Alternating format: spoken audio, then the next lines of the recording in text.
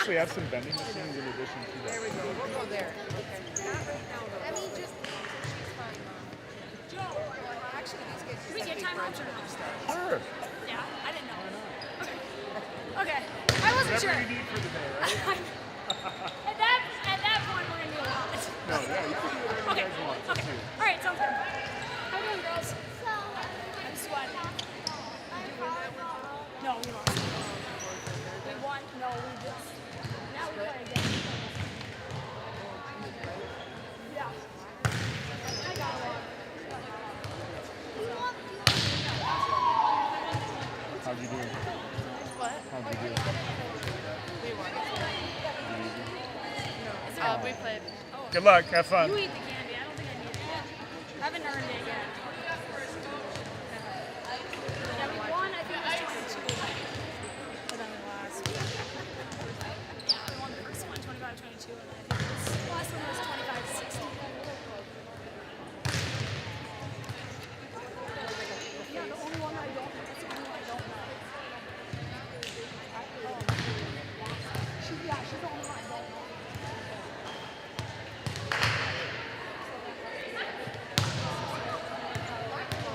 Sure. Then,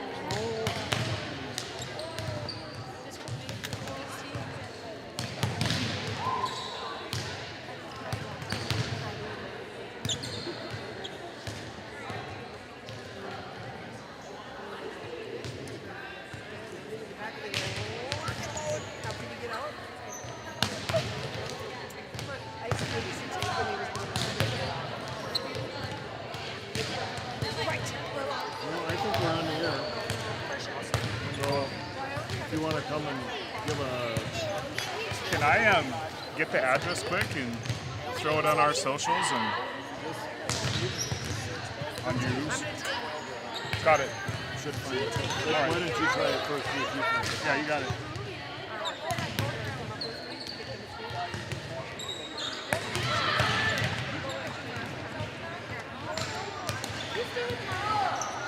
I have to run over to Subway by 11:15. But, That's fine. Shannon does color on radio sometimes for high school games, so I told her, just come over here and chat a little bit. Okay, that'd be good.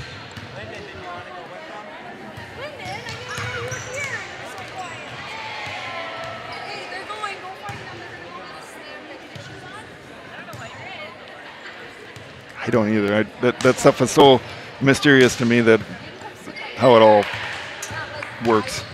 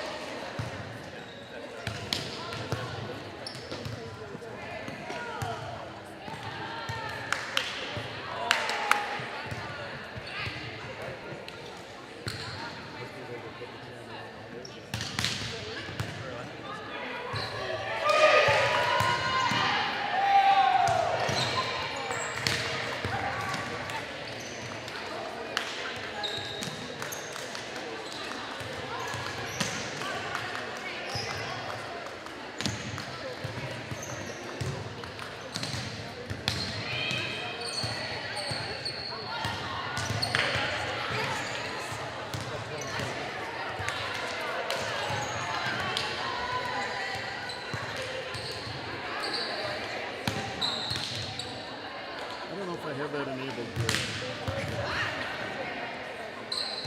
Did you find it? Are you live, Bob? Come on, you're live. And it doesn't come up. You eventually found it? Had to play around a little bit. Because I went directly to your channel, it wouldn't bring it up. But then when I went to regular YouTube and then searched your name, and then I got on, and then it gave me options.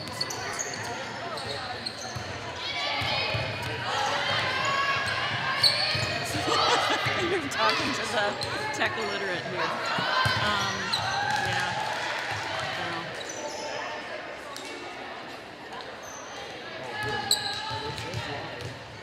Yeah, you had to select live. See, I'm not an Apple phone person. Oh, Not that I got Laura's old Apple. She's got the better one. Girls always think it's easy. He's not Apple either. So.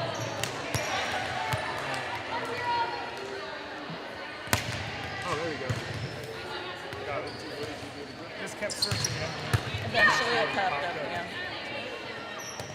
I'm going to share this on my socials.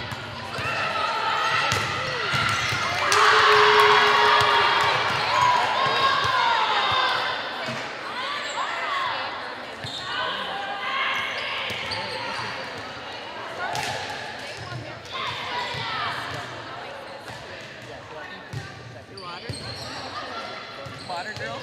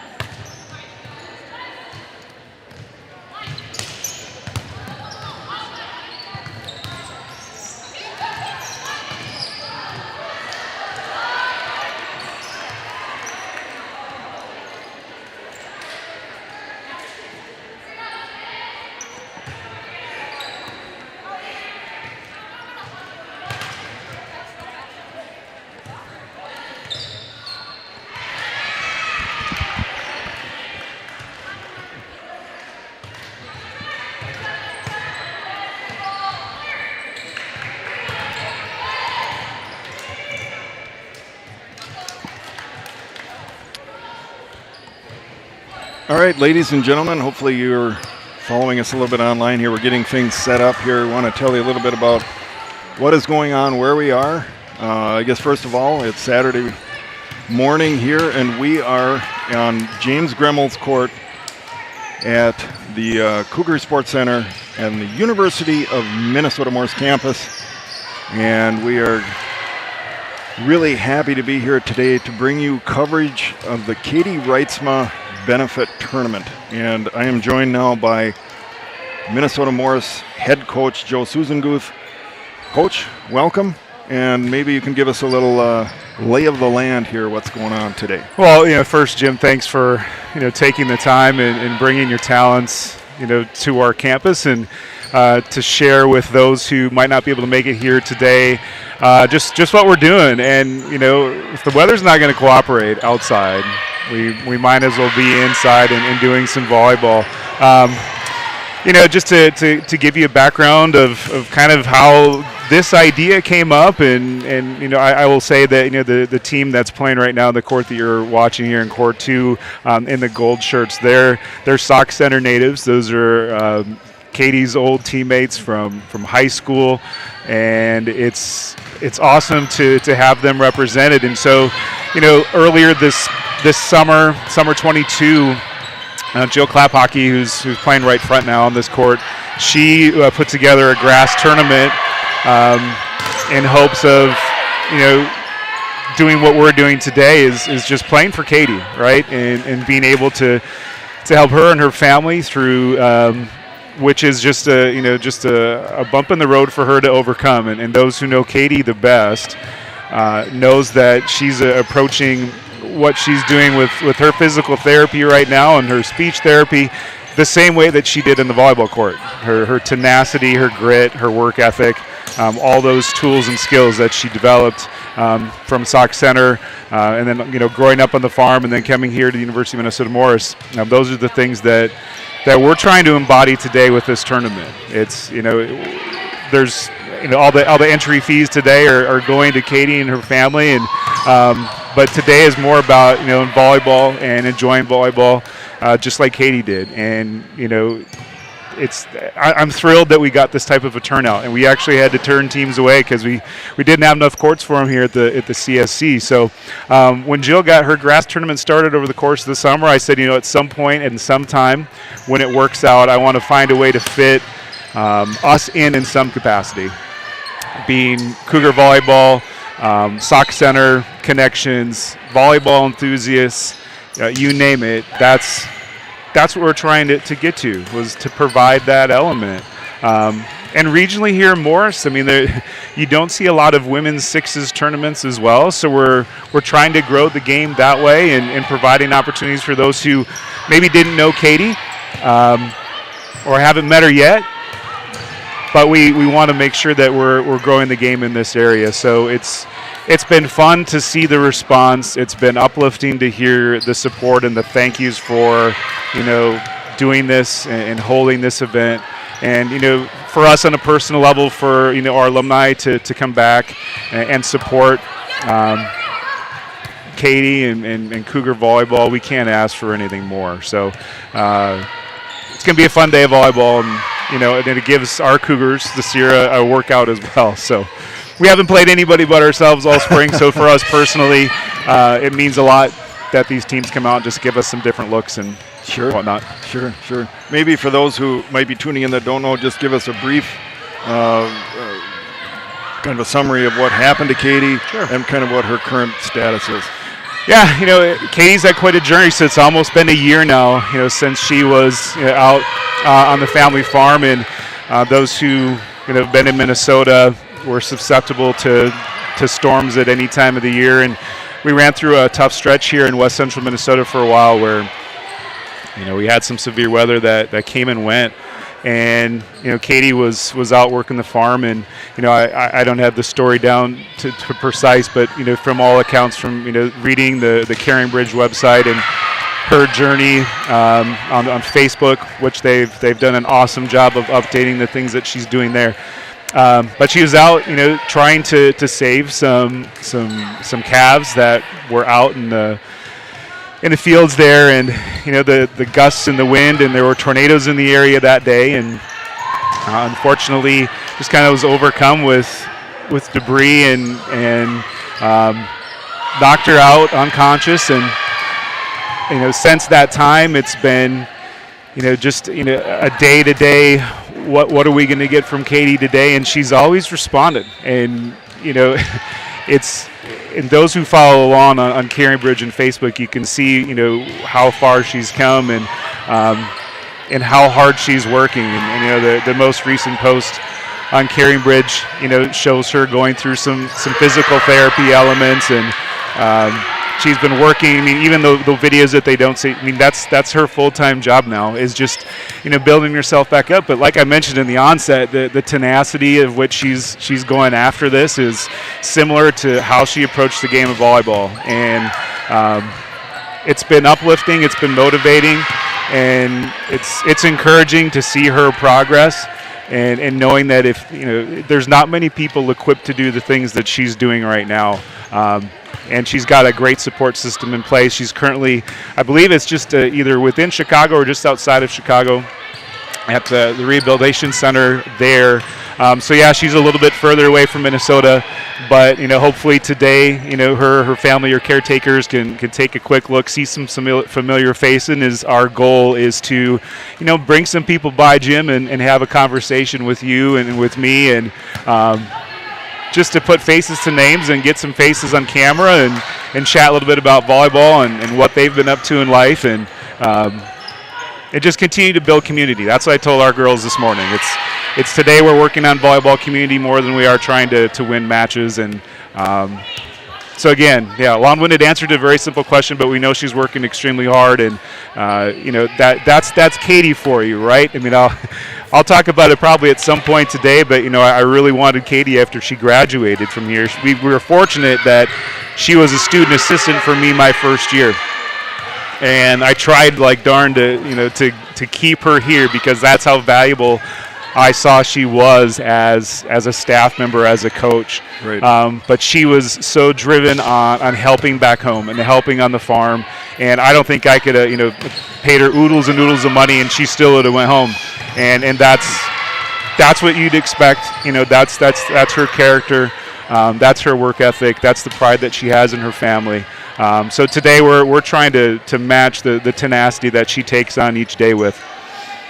Yeah, I think you make a couple of really, really good points there. I think we talk a lot about athletics, preparing you for other things that are coming in life that you don't know what they are yet. You don't know where you're necessarily going to land for careers and things like that. But you play on athletic teams and you play sports to learn those skills, to learn that community, and then you will use them at some point. You just don't know how, and that's different for everybody. Everybody's journey is a little bit different in that regard, and we can't prepare for all of that, but if you have that background and you've worked on that skill set, whatever comes your way gives you a better chance, I think, to deal with those things. So, yeah, without question. It's something we talk about, in our gym and when we meet in the classroom, and, volleyball just adds to the toolbox, right? You're getting to know people that you've never played with before. You're maybe playing a different position or a different role than you're used to.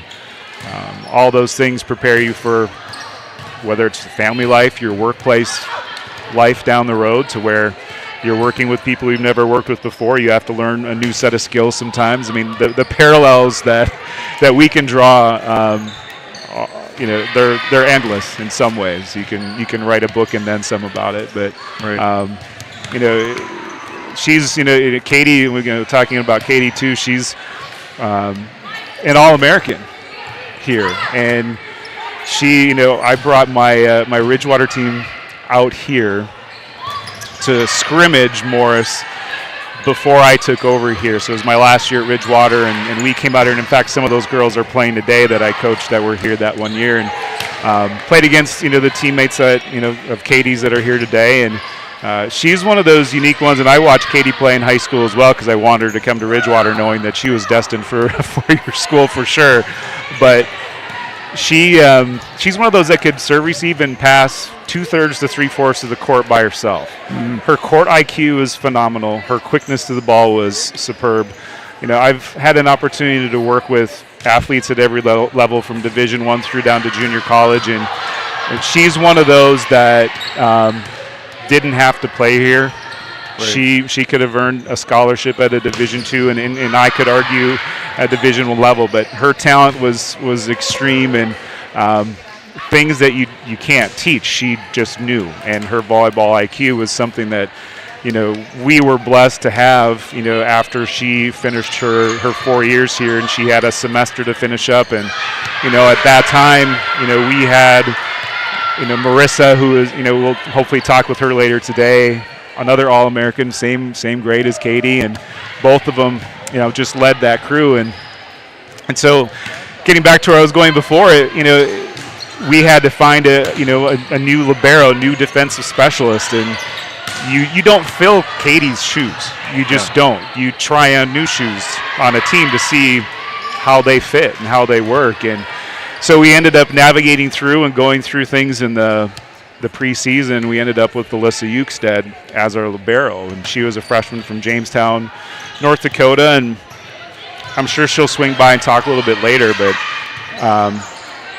she'll talk about things that will make you laugh as far as the questions that she asked Katie. Okay. Because she just wanted to absorb everything that Katie had to offer. Sure. Because it was the role that Katie had for such a long time, and she did it at an elite level.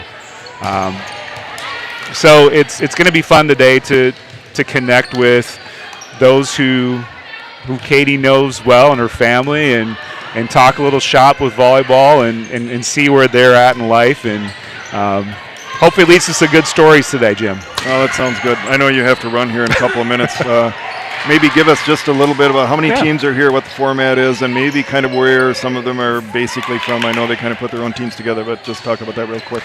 It's great because, we opened it, and, in the Cougar Sports Center, we have 3 courts that are decently spaced, so that's what's nice about it. I probably could have taken on 16 to 20. Once you do that, then you have to find another facility, which we could have played in the RFC. We could have asked Tiger Center if they have a couple courts available, but I wanted a sense of community today. That was the big part of it, and putting someone or some teams in another place just wouldn't have felt right to me. So this group of 12, it's mixed from everywhere, and these are our athletes that are former college players. There are a couple high school kids that are here today, some alumni, some are women's teams that just are looking for a tournament in the area to play in, because let's be honest, out here you have to drive mostly to the Twin Cities area if you want to get an adult tournament in. Sometimes there's some suburbs, the west of Minneapolis, St. Paul that would have some, but so it's a nice blend. And like I said before, Katie's high school teammates, Katie's college teammates, it couldn't have asked for just a better group. So they'll play some pool play here this morning. We got started about 9:30. This is round 3 on most courts now. They'll play 2 sets to 25 with a cap to 27. Once that wraps up, we'll just jump into 3 playoff brackets, gold, silver, and bronze, just based upon how they finished in pool play. And by that time, everyone should be had their fill of volleyball and grabbing some ice from Amelia, who's, by the way, Amelia Meyer, our athletic trainer, is volunteering her time today as well. She's a Sauk Center graduate, just like Katie. So we appreciate her time and her efforts. It's been a long spring for Amelia with all the changes we've had here, but so a lot of great people, and hopefully we get to visit with Heather Penny Roy a little bit. She's in the midst of her softball season, and those who know Heather, Heather was an assistant coach when Katie was here. Heather serves as obviously women's softball coach and senior women's administrator, athletic director, associate athletic director here. So we'll get a chance to talk with her. She could probably reminisce a little bit about Katie. We hope that Matt Johnson stops by. He was at the Timberwolves game last night. I'm sure that started, what was that, close to 9 o'clock? It was. We actually went to the Wild game last night. That's one of the reasons we're a little late this morning, because that was the same thing. It was at 8:50 puck drop or something like that. So. Sure. And then we'll grab some players along the way, and hopefully our assistant coach here, Shannon Schmidt, she's spent some time on the radio herself, so she'll be good. She's always a good conversationalist, and Shannon will have to clarify this for me, but it's possible. Shannon was a head coach at Benson High School. Okay. And if I remember right, they're in the same conference as Sauk Center, so chances are pretty good that at some point, and Shannon hopefully will remember, I'm sure she will, that she probably coached against Katie's Sauk Center team when she was in high school. So we'll see where the conversation goes, but it should be fun. All right. Sounds good. Well, I know you got to run. We'll let you go. Appreciate you joining us here for the getting things kicked off. I think what we're going to do, folks, for the kind of the format here is we'll let you listen in a lot to the game action. We'll do some interviews as they come up, as people are available. But we'll kind of move around between the 3 different courts here. So they're numbered 1, 2, 3 from my left to right. and we'll just kind of swing the camera around. I'm not going to talk through the entire time here. I don't know all the players' names and stuff. We might, as we get guests here, try and do a little play-by-play. We'll see how that goes. But, yeah, thanks for joining us, and looking forward to a good day here. Yeah, we'll talk soon. Thanks, Jim. Thanks. Appreciate Yep. it. All right, folks, you've been listening to Morris head coach Joe Susanguth, and he's given us a really nice kind of summary of what's coming for the day, what the plan is, and again, we're just going to spend some time here letting you watch the action. We are hoping certainly to get some people that know Katie to come and visit about her and give some stories and things that they remember too to make the day really, really fun here. It's a great atmosphere in here. It's nice to see all these teams. I know Joe mentioned the weather, definitely not conducive to being outside again. I did see that the sun is out at least now, but there's still snow on the ground here in various places. We saw quite a bit of snow driving up here, and it's a good day to be indoors. Let's put it that way. You wouldn't expect that here in late April, but that is where we're at. So I think with that, I'm going to let you listen to the games here. We'll check back in from time to time, and again, we'll just try and move the camera around. We only have the one camera, so we're not going to try multiple setups here, but we'll just swing it around back and forth and let you watch the action a little bit. So again, if you're just tuning in, this is the Katie Reitsma Benefit Tournament. Here we are at James Gremmel's Court in the Cougar Sports Center on the campus of the University of Minnesota Morris, and this is a special presentation of the Spoley Brock Sports Network SBSN 08, the Ocho. We are thrilled that you are here to join us today, and we'll be back in a little bit.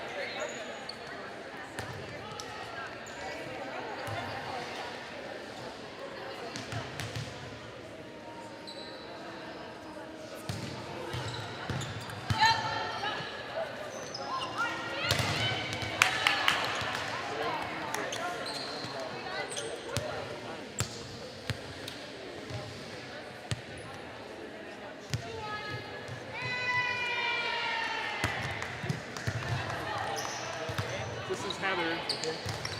This is Jim. She's got some things to do, but if we could squeeze her in real quick, that would be awesome. You want her on camera or just like yeah, she'll signal. Well then, let's swing over here. Get on camera.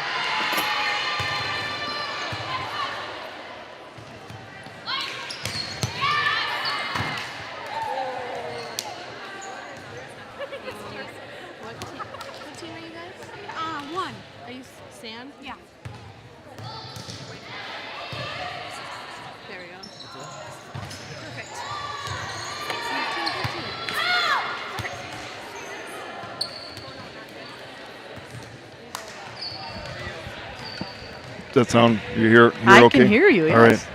All right, folks, we're actually back quicker than I thought I'd be here. We are happy to be joined by Heather Pennyroy. She is the head softball coach here at the University of Minnesota Morris. Welcome to the program. Thank you. And, well, first of all, tell us a little bit about how the softball season's going. It's got to be a challenge with the weather the way it's been. It is. Our schedule is pretty much on schedule. We haven't had to postpone too many, but we've had to move some home games down further south where there was actually no snow on fields and warmer temperatures, and we're getting them all in. Good. So, Good. Playing pretty well. All right, that's good. I was hoping to get to a game and shoot some photos. I don't know if that's going to happen or not, but we'll see if we can make that happen. But we're supposed to have a busy home week this week. We have Martin Luther here on Tuesday, and then we're hosting all eight conference teams will be here on Friday and Saturday for a crossover tournament, they call it. So sure, that sounds good. if you're around for the rest of the week, well, we'll you might have your chance. I might come back up next weekend. I have other business to take care of up in Fergus Falls, so we'll see. Nice. Well, anyway, tell us a little bit about Katie, how you know her, and if you have any good stories and things like that. Oh, geez. Well, I was the assistant volleyball coach when Katie was here. Okay. And so I'm looking at all these, I call them old people now, but they're still kids to me. But it's just fun to see a bunch of her teammates here. And Katie is a little spitfire. Yeah. She one of the strongest people I know, but my last year of coaching was her freshman year. Is that true? No, that's not. I can't remember. It's been so long. If the years run together, yes. It's hard to keep track of it. No, I was assistant coach all the way through her career, but I got more and more involved with softball, so I lose track of some of the volleyball memories and where they cross over. But yeah, her freshman year, she sat behind a senior that played libero, so I could tell she was frustrated about the situation, but she just kept fighting, and then came back and broke records her next 3 years. So yeah. But her teammates and they were just a blast, and I believe she was with Marissa and Becca that senior class, right? Yeah, I believe so. Yeah. So this is all before our time because Laura just got here, not this previous fall. She was a sophomore this year, but freshman before that. So we unfortunately didn't get to play on any of Katie's teams. Well, okay, so now it's all coming together. I was there for Katie's freshman and sophomore year, and then I transitioned out of volleyball. Yep. So that's why it's hard to remember the last 2 years. Sure. So yeah, just fun teams to be with and competitive girls, and that was a group that had 4 coaches in 4 years, I believe. Right. We went through That's right. I have seen that. Yeah. So they kept it together pretty well and stayed successful. So. We see, I believe, a couple of Sauk Center teams here, or at least some Sauk Center players right ahead of us. They have shirts that say, like Katie, and then they're listing some of her attributes here. And let's see, I got to wait till server turns around here. Toughness, passion, grit, selflessness, and determination. Yep. So those are some of the attributes that these players remember from Katie, and I guess according to Joe, what she's using now in this recovery process. Exactly. I was just actually on her Facebook page this morning and walking and without the casts on, so just the improvements are amazing and what she's going to come through with this. Right. A tough thing for sure. We talked about how sports can prepare you for those sorts of things that are coming later in life. You don't necessarily know what they're going to be. And that's the challenge, but you are preparing for what is certainly going to come in all our lives. We have different challenges and things that come up, and she's utilizing those skills now to recover from this, and he really talked about that, and it's really great to hear. Right, and the amount of people surrounding her with the love and passion for her. I mean, all the people in the gym here, plus hundreds of thousands of people that I can tell just following from Facebook stuff, and the text strings that we've had going for the last almost year, and it's awesome, the connections.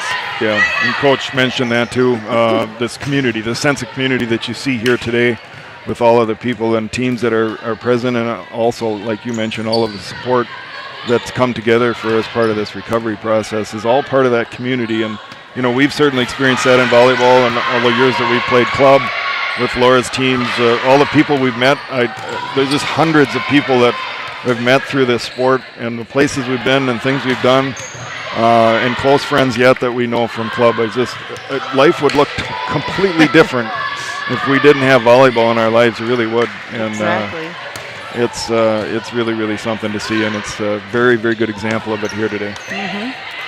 Yeah, because I don't even recognize most of the people in the gym here, but there's some volleyball connection along the way that brought them, so Right. it's amazing.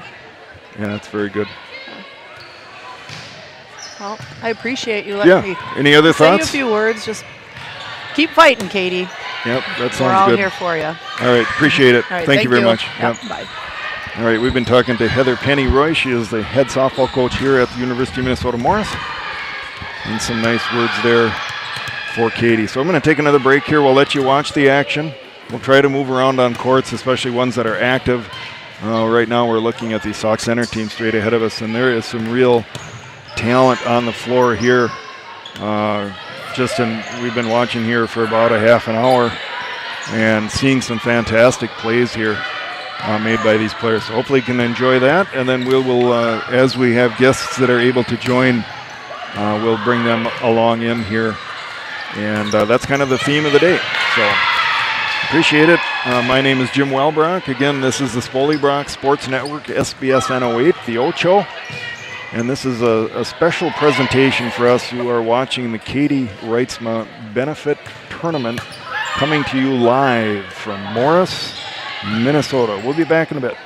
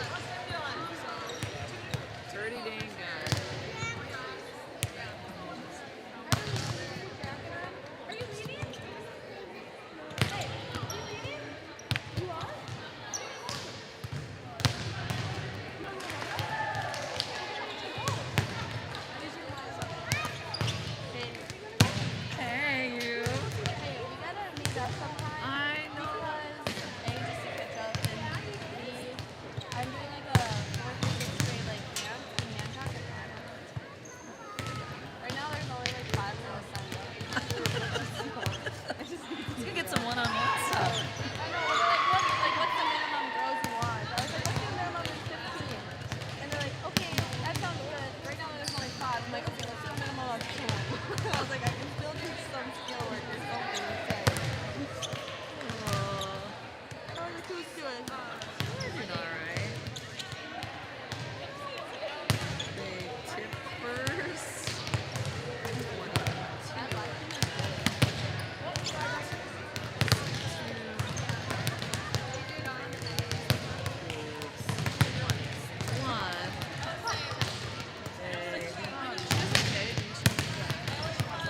Sure. I'm on the food level. Sure, try. All right, sounds good. You got an exact change or exact whatever. It's gonna give it to you. Sure. So you just was gonna pay for it.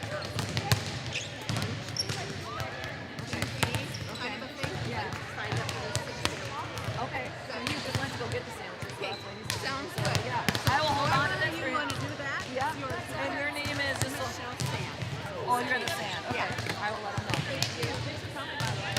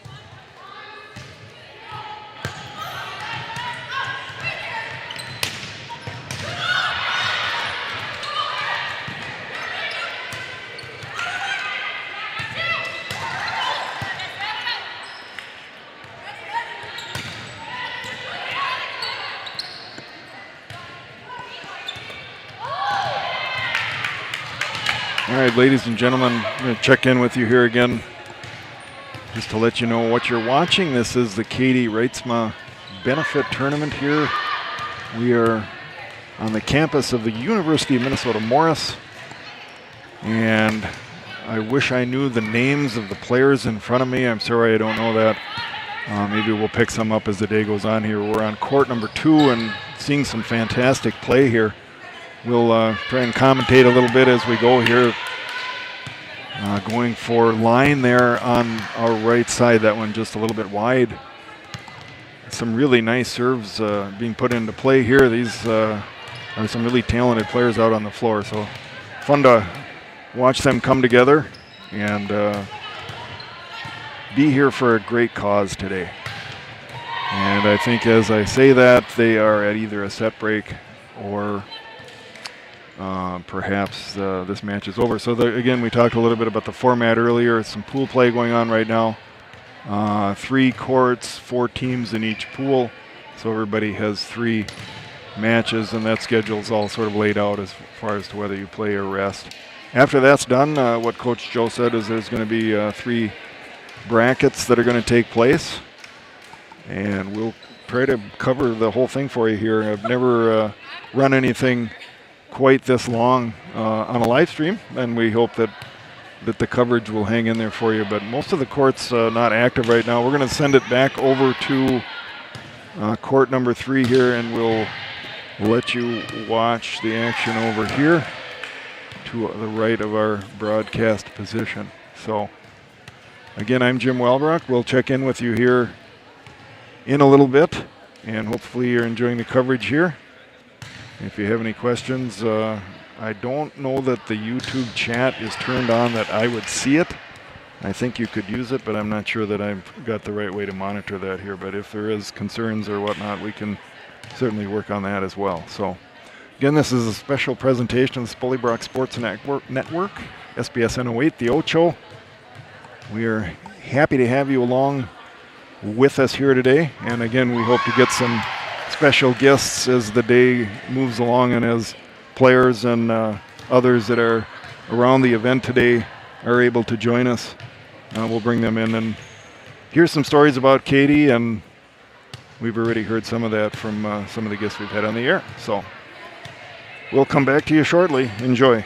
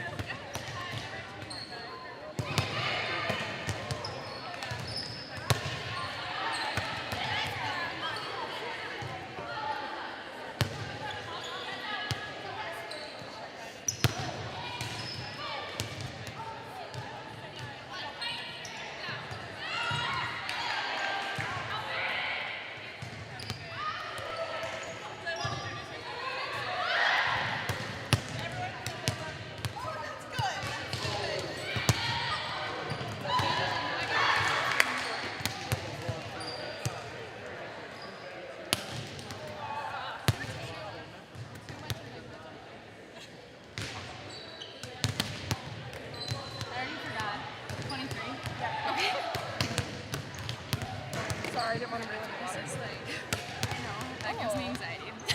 Thanks. I think your mind is the first little bit.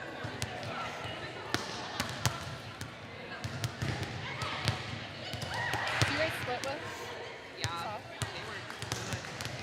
You guys already played them? No, we're about to. Oh my god. We're like, we need them. They said back a lot. Tobacco beer. Like the whole time. I'm almost thinking that we should switch. Yeah, I'm almost thinking that we should switch Molly because we need another outfit. Or one of you guys could swing outside too. Like 2 in 1, whatever. Yeah, or we could switch. Put like me and Molly as in Paige and we could do both of them. I don't know. Then we need some. Are we in the video right now?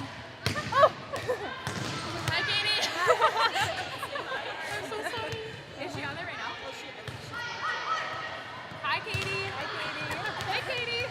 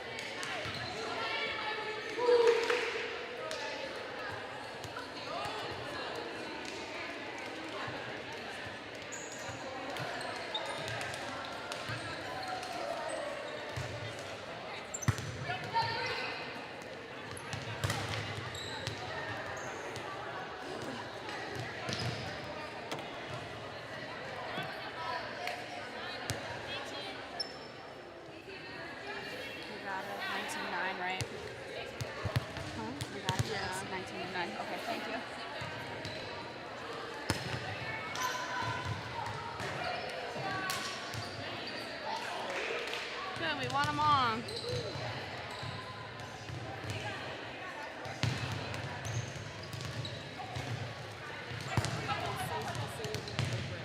think so. What was the score of the last game? 9.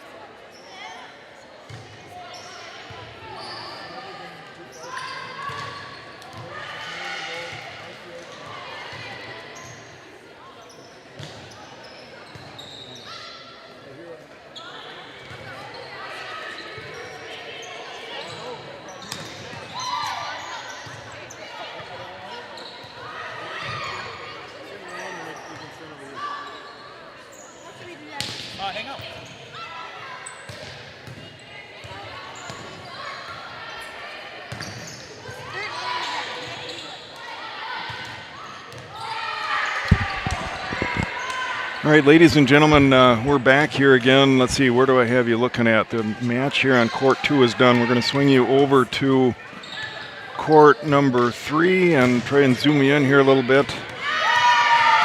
We got a lot of the Cougar volleyball team is on a team over here.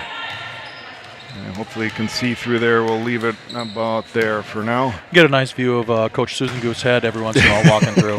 Yeah, I probably should put this thing a little higher, but it's easier to see it here. So anyway, let's reset the day a little bit here and what's going on. We are coming to you live from the University of Minnesota Morris, where we are proud to present the Katie Reitsma benefit event here today. It's a round-robin tournament, and there's going to be some bracket play later in the day here. If you tuned in earlier, you kind of know what the drill is. But just a fantastic day. A lot of great teams out here, and a lot of great stories about Katie and her recovery process. And right now, we are pleased to be joined by Matt Johnson. He is the athletic director here at the University of Minnesota Morris. Matt, welcome to the program. How are things? Hey, thank you so much for having me. And as you said, what an amazing event. And I mean, obviously attributed some to just the passion that our alums and groups have, but for a person like Katie, it surprises me none to have, I believe, 12 teams. Is that what's here today? Yeah. I mean, just an incredible showing of support. Yeah, it really is. I'm especially impressed. I think it's a Sauk Center team that just finished up playing here. They've made shirts or have shirts, and they've got motivational phrases that they associate with Katie on the back of their jerseys. And, of course, now they're all left, so I can't read them to you. But I think we went through them earlier. Maybe I'll get a look at a couple here. Toughness, grit, tenacity. These are the sorts of things that people have been talking about all day, and it sounds like this is what is really driving her recovery process to bring those attributes forward.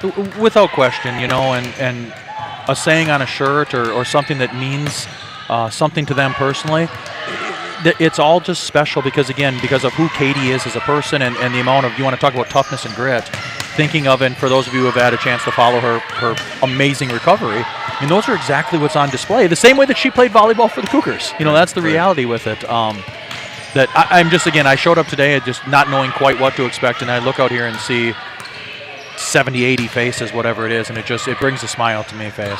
Yeah, well, there's been a couple of themes that what people have been talking about here. One of them is that the lessons that you learn from playing sports is really a big deal. We talk about it a lot. Sometimes you say, oh yeah, we're learning this and that, but you never know when you're going to need some of those skills. Yeah. Some of it's later in life, some of it's right away. In Katie's case, she's utilizing the skills and things that she learned here right now, and you just don't know when that's going to come up. So I think that's been one message. And the other one is community, and we're seeing that on display here. People around you, you make all sorts of connections in this sport, especially any sport, honestly, but especially in volleyball. I am biased towards that, but how many people that we have met over the years of playing club, high school, and now college ball is just phenomenal. Yeah. And the connections you make. And again, you never know when you're going to need that. And here we are. Well, yeah, it's just that to know, and maybe you never truly know how many lives you touch, but as you start to think about it and you see through that volleyball community that you referenced, the connections with parents and athletes, and it networks itself out from there, that all of a sudden you have an event like this, and it doesn't become 1, 2, 3 teams. It's not just the Sauk Center kids, but it's the Cougar alumni, and it's the current Cougars, and it's all these other people that come together too. So sports are just special, and you can make connections, Jim, in a lot of different capacities. Absolutely. I understand that, but very rarely do you get a group of 6 women on a court like this, where they come together, common goal and purpose, and you have all those shared memories and experiences. And yeah, it's why I love my job. It's why I love to be here and support an event like this. Marissa? Well, and I think it also shows you that it's not so much about the wins and losses and the exact teams that you're playing. It's about playing the sport that you love. Correct. And those things are going to come back later in life too. Yep. And I think you watch any sport, if you have a favorite player, if you have, say, an Adam Thielen that you like to watch play, yes, it was great when he was with the Vikings. If he's on Carolina Panthers now, hey, we're going to follow him over there and enjoy what he does. And it isn't always about, we don't like the other team or whoever he's playing for. It's watching his style. You enjoy his personality on the field, you're going to continue to follow it. And I think you see some of that here. It's not about what team you're on. It's you're out on the court playing a sport you love and supporting a great cause. Correct, and still competing too at the same point of time. That's where sometimes competition and winning are looped in together, and they don't have to be that way. This group of alums I'm looking right here, I know they want to win. That there's no question about that. Just like when I think of this in context of Katie, she was and continues to be fighting for her life. That's her own battle. That's the competitive spirit coming through. Right. Definitely true. And again, I think that feeds into this idea of community. You're challenging yourself and the other people around you, and you're building those relationships. But it's really it's competition sometimes just in your own abilities and what can I do to push myself and what do I have to do to get through whatever it is you're facing. Yeah. So, no, it's good I appreciate the opportunity to step on here and connect with you a little bit. But again, just for anybody that's not able to actually be here, just an amazing, and the video awesome is obviously very appreciated, Jim. But just the feeling today and the love and the sport that's going out there for Katie and her family and seeing her amazing progress, I'm just beside myself. Yep. Good stuff. Matt, appreciate you joining us. Yep. Any final comments? Anything else going on? I guess we should talk a little bit about spring sports. It's challenging. It'd be nice if they spring, were here, but yes. Yeah, looking for a baseball game at Chiswick Field, but I don't know if that's going to happen or not. Well, we were close. We were closer until we got snow here, whenever that was, yesterday, 2 days ago. Yep. Baseball's down at Northwestern playing technically a home game today. Okay. And they're going to be there. Well, they're at Bethel today and then Northwestern tomorrow. All right. So they've been playing. The baseball team's really good. They're ultra competitive. We're hoping to get on the grass on Tuesday, although I think it's not super realistic at this point in time. Right. So we'll see. And then softball's in the same situation. They haven't had a home on the softball complex yet. Yes. We did play on the turf. I saw that. Tuesday, I believe. Okay. But the hope is that we get out there real soon too. Softball's closer than baseball is to actually playing on their fields. So it's an exciting time of year. It's a frustrating time of year, frankly. Yeah, it is. But it is for everybody in the state with what weather's been like. Oh, for sure. Well, good. Anything else? No, I just, again, appreciate everything you're doing here, and a shout out to Coach Susan Guth for helping to make this a reality, too. It's just an amazing event. All right. Sounds good. Thank you, sir. Yep, thank you. Been You listening to Matt Johnson. He's the athletic director here at the University of Minnesota Morris. We are going to continue to let you watch some volleyball here. Hopefully I put you on a court where there's actual play going on. We'll kind of go back and forth here a little bit with that. And we'll try and bring on some other people to interview. I know Alyssa Utstedt, I see her walking this way. Maybe this is a good time. I think they are on a break right now, so we'll see how that goes. Sounds good. But all right, thank you, Matt. Thank you.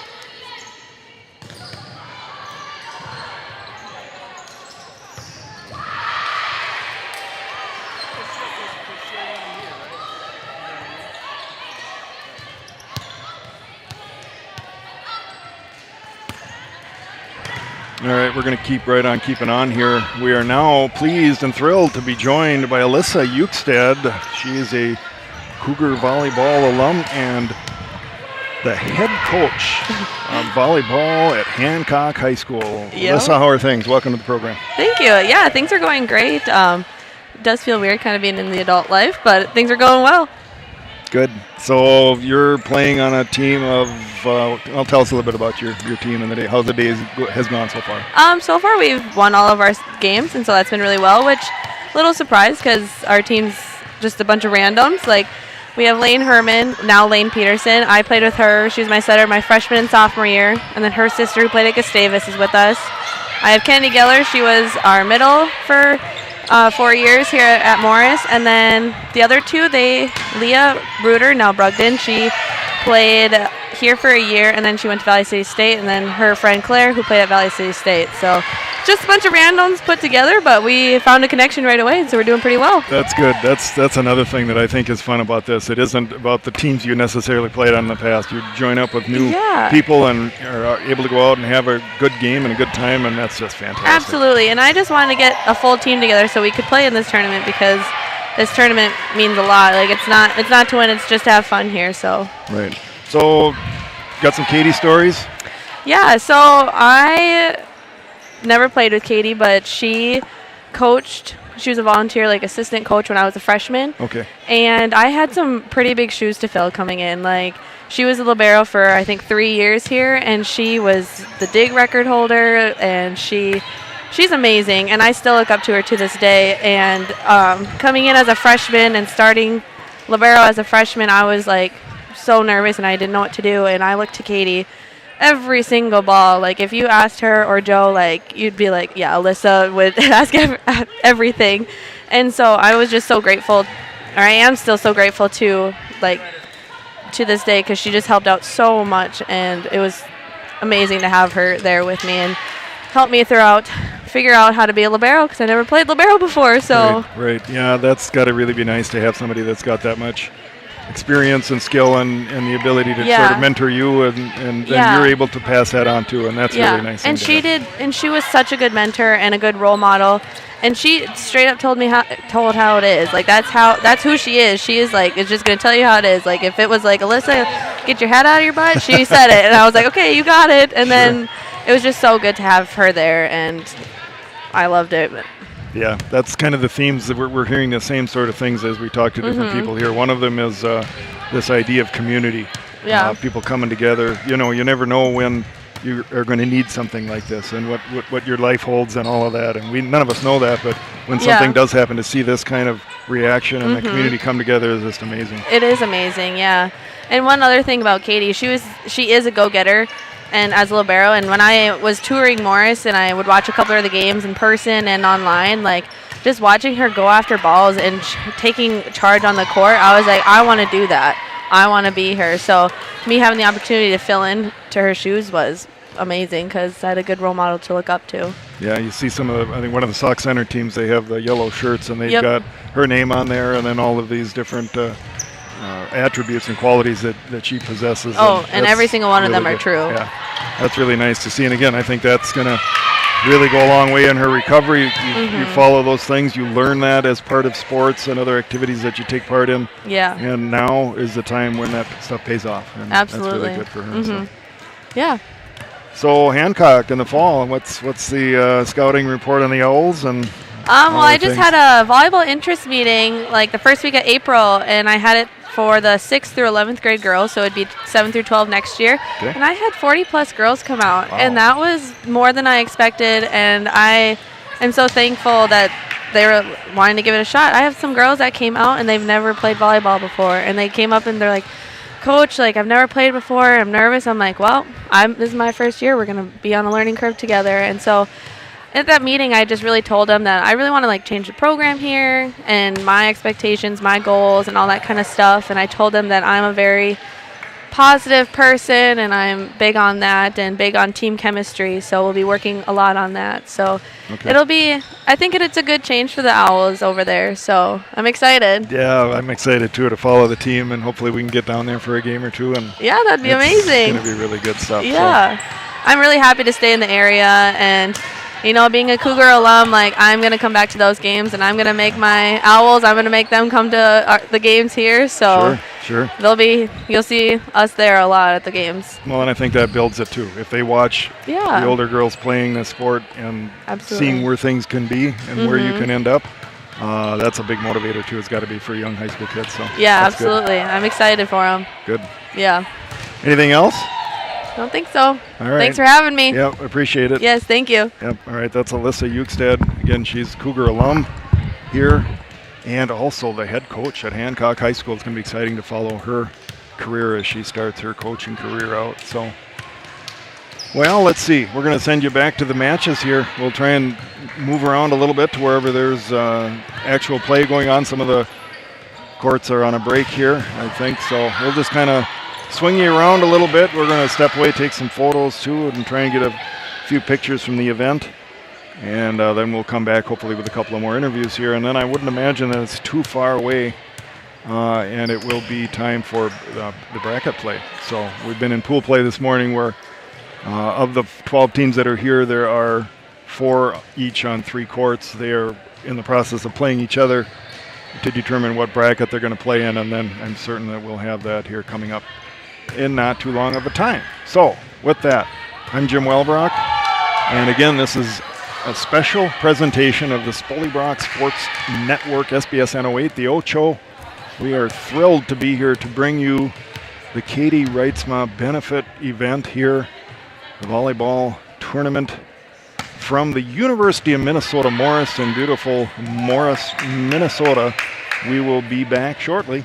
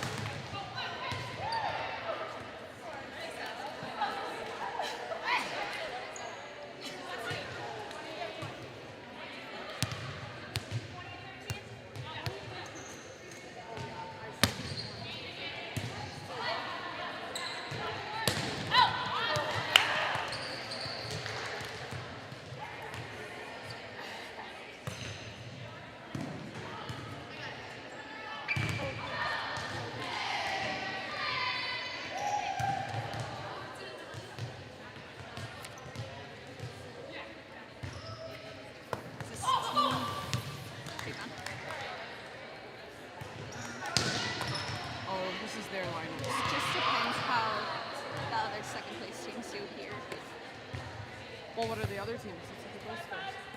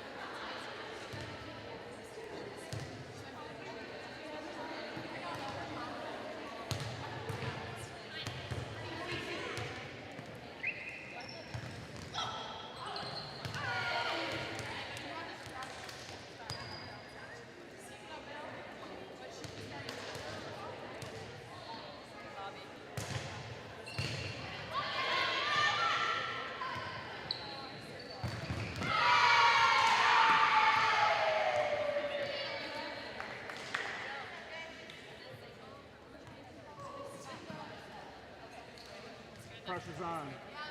Okay? Step it up.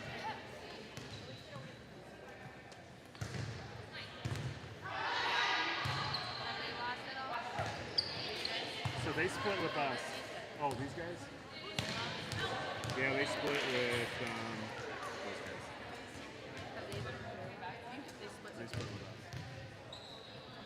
So we're number one then. Technically, yeah.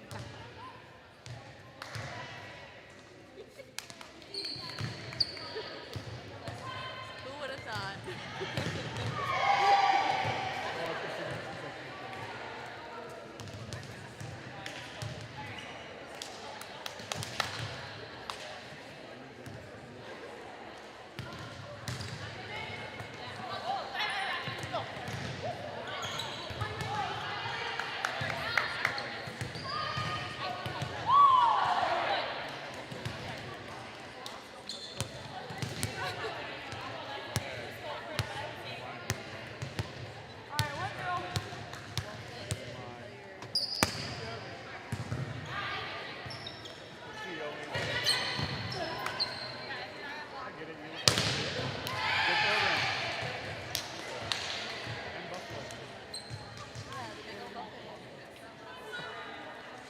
That's what gets people there.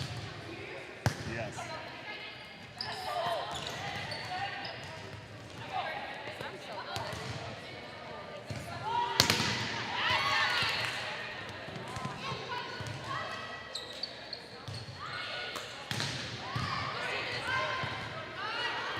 Yep.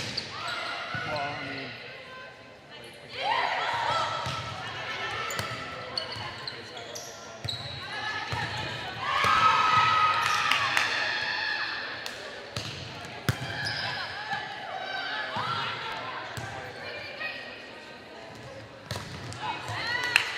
middle back and left back.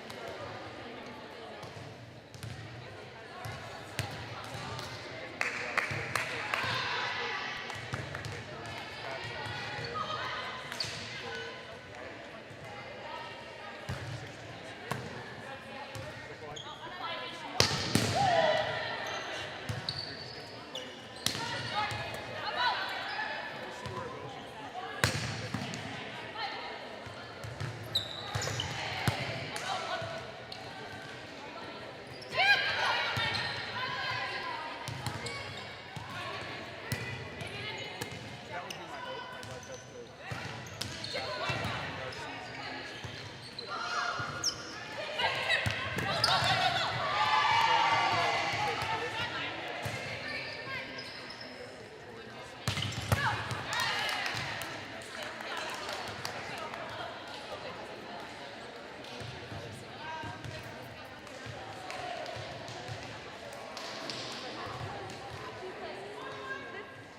I told her the date so long ago. She didn't know when her finals were when I locked it up.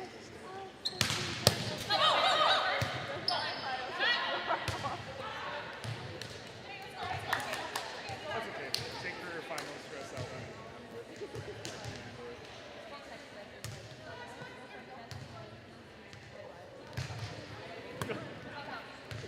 I don't think you'll get it.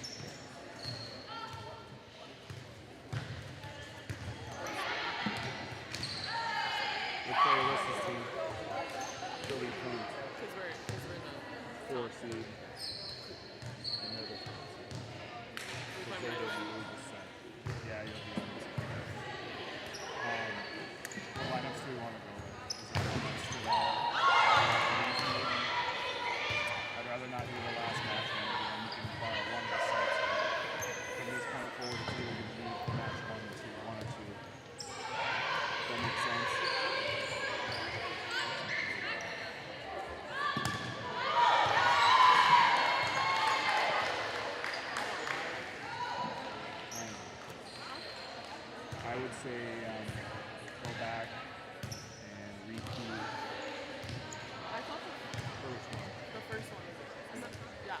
Let's First one for repeat- sure. Yeah, let's repeat the first one. Maybe we switch to the second set. Oh. That's how you say it. First one, okay. It's not good as well. Does that make sense? Yeah. And then keep that or switch it to the second. Yeah, just keep going. Yeah. Keep going down. That sounds good. Because I thought we started strong. Got it. I'm gonna just post this up on there, and then we'll take some time in between because pools are just wrapping up, and obviously they're still going yet. So Right. Okay. we're gonna go have to find Jim a microphone.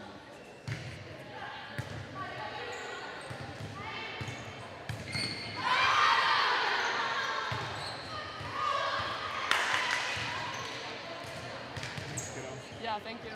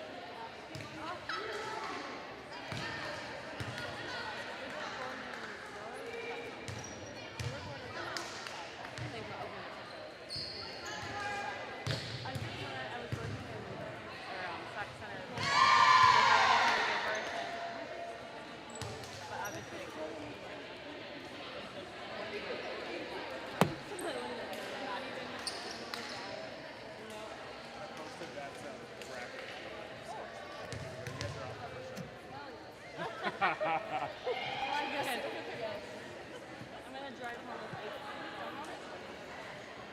Well, we can get. I think I'm gonna get ice. I will. Actually, Yeah, both my knees, my back.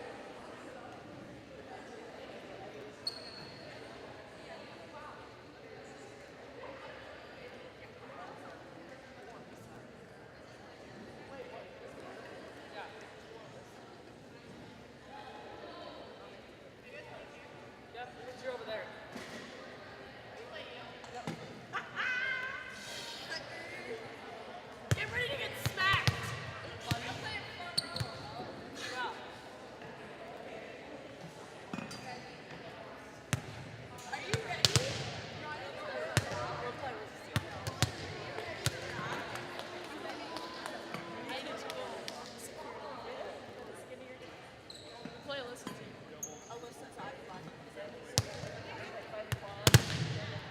I don't know if it's here. I think it might be. I actually don't know.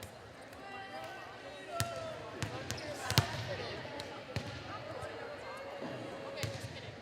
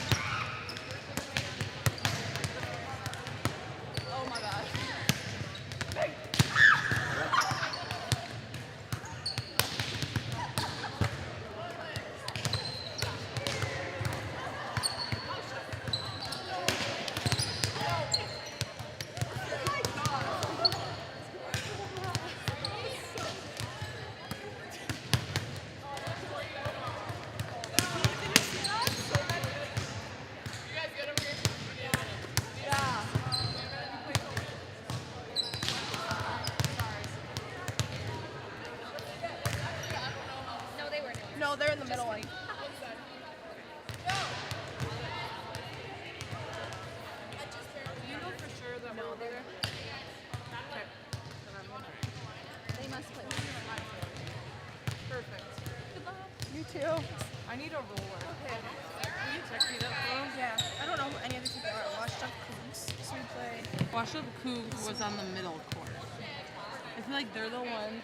So they're the ones. Come on, but that's Leah. The Rooter. What's her team name? It must be the lady.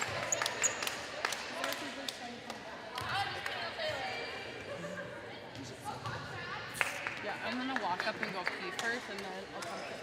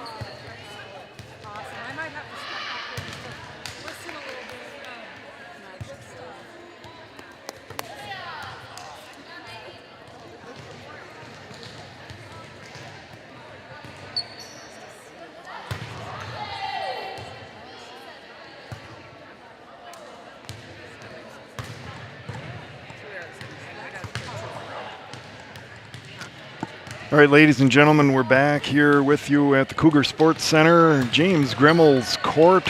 It is time for bracket play. We are going to try to call the first match here for you, which is the Cougars and the Cougars. I don't know how to call this. The team on the other side of the net is the Lady Cougars, and this is mostly made up of current Cougar players on our side. So I'm not sure I'm going to delineate between those two teams, but we're going to try to call this match the best we can. And they're getting about halfway through warm-ups here. So if you hang with us for about another 5 or 10 minutes, I think we'll be ready to go in this match. So this is gold bracket play here. I believe silver and bronze, I'm not sure which is which, but they're to the sides of us here on courts 1 and 3. And again, we are on court 2 or main court here. Our broadcast position is right up against the wall on the east end of the building here. And we hopefully have a decent picture for you to look at. I know there's some tweaks that need to be made with that, but so far so good. So we got some fans getting themselves seated here on the end line, and I think maybe we're pretty close to going here. So the Lady Cougars against the current Cougars, that's what I'm going to go with. And to serve the ball here for the Lady Cougars is Ryan Herman. She with the Gustavus shirt on. The opposite side of the net here is waiting for everybody to be ready. The ball is in the air, put into play here, and picked up here by the current Cougars, but that one tight to the net, hits the net, rolls down. Point Lady Cougars. I have no clue how I'm going to keep up with the score, so I think we're just going to have to wing that. Currently 1-0 Lady Cougars. We'll see if we can't keep track of that. Into the middle there, Madeline Monaco with the kill. Nicely done, and a nice play there, run by the current Cougars. And that should make it 1-1. I'm going to try to bring up my volleyball scoring app quickly and see if I can't make it go that way here. At the line for the current Cougars, Laura Welbrock, and she serves up an ace. And that makes it 2-1 for the current Cougars. And Welbrock continues at the line here. The right-hander sends it over to Alyssa Eukstead over on the Lady Cougar side. Back over, swung down nicely there by Lydia Nash. Down the line for Alyssa. They're looking for a call. There are no refs in this match. It's called long. And the point stays, I believe that makes it 3-1. It could be 4-1. I've already lost track. Welbrock continues at the service stripe here. The back set there by Lainey Peterson. And they do not make the connection on the Lady Cougars side. That's going to bring Alyssa Eukstead to the service stripe for the Lady Cougars. The right-hander takes aim, puts the ball into play here, picked up nicely by Higley. There's a battle at the net for this one with Newton. And I'm trying to pick up who that was on the other side. I believe it was Leah Brogdon, Valley City State shirt on. Picked up here by Herman, swung over by the Lady Cougars. The back set here from Newton, swung over to the Lady Cougars side. Let's see who got that one. I've completely lost track of the score. I think we're just going to have to give up on that. Too many things to do. We'll just try to tell you who's generally got the momentum here, as a Eukstead is at the line there. Picked up by Nash, sent over by Eckhoff. A swing by Eukstead from the back middle there finds the net. And I got to believe it's about 5-2. But I am just guessing. Madeline Monaco for the current Cougars. Back to our left. Oh, she stops on that. And we have the ball in the court. We're going to reset here. Monaco puts it into play there. Picked up by Herman. Out to the left side. Sent over by Brogdon, and a nice swing there for Nash.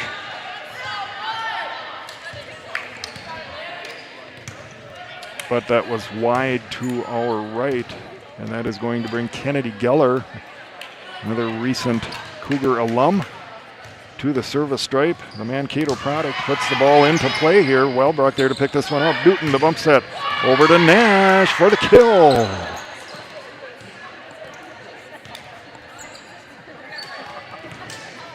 Early momentum here with the current Cougars in this match.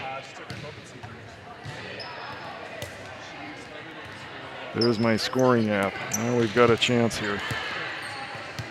And we'll try to do that in the next set.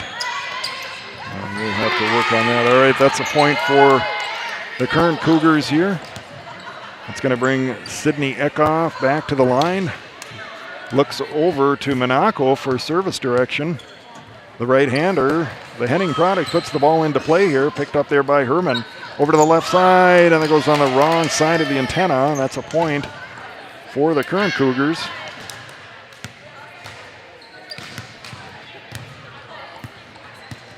Eckhoff will continue at the stripe. Puts the ball looking to hit the tape there, and it falls just short of that. And the service error will give a point to the Lady Cougars. And this is Lainey Peterson at the service stripe. Right-hander puts the ball into play. Higley there to pick it up. Newton pushed over quickly to Jones for the kill. Nicely done there by Maggie Jones. A great connection. That fast middle offense clicking for the current Cougars on that play. Lydia Nash, 2 hour left, puts the ball into play there. Geller picks this one up, pushed over to a right side attack, swung over. Sprawling out on the ground there is Nash to get this one. Is scrambling on the other side. Herman sends this one over. Wellbrook there to get it. Picked up on the Lady Cougar side. Roll shot sent over. Offense set up here by Higley. Quickly the on two from Newton. Successful point. Current Cougars. Nash will continue at the service stripe. Gets direction from Peterson on where to place this one. Sends the ball over. Nicely picked up there by Brogdon. Comes back over to the current Cougar side. Again, that middle connection. A one-timer, Maggie Jones. We saw a lot of that last fall. Fantastic connections when that is on, and the setter and the middle have their timing down. It is a fantastic play that is almost impossible to stop. Nash here continues at the service stripe. Nice long run here for the Cougars. Sent over there by the Lady Cougars. Newton picks this one up. Geller's there. Left side, block, sends it back. Gonna try it again. This one makes it over. Higley there to pick it up. Wellbrook up off the block, but picked up in the back row. Sent over to the left side again. Again, the block is there. Jones sends this one back. The back set, pushed over by Herman, looking for corner. Covered there by Nash. Long rally here. And Sydney Eckhoff with the kill. What a play. And a fantastic rally there for both sides. Some great play here by both teams. And that's going to keep Nash at the service stripe. If I had to guess, it feels like it's about 11-4 or so. I'm just guessing at that. We are in the first set here. Nash sends it over, picked up quickly. They're going to look for a middle attack here. It doesn't work. Ball is watched out of bounds by Wellbrook. Point, current Cougars. Nash, I feel like, has been there for about 7 serves or so here. Nice long run. Again, gets direction from Peterson. Puts it into play. A knuckleball there, picked up nicely by Ukset over to the right side. And the block gets a piece of this one. They'll reload. Wellbrook there. Here's the current Cougars. Goes back to her. Big swing for the kill. Laura Wellbrook from that left side. Nicely done. Nash continues at the service stripe here. The right-hander sends the ball into play. Ukstead dives to get this one. There's a scrum at the net. Picked up. Wellbrook up off the block.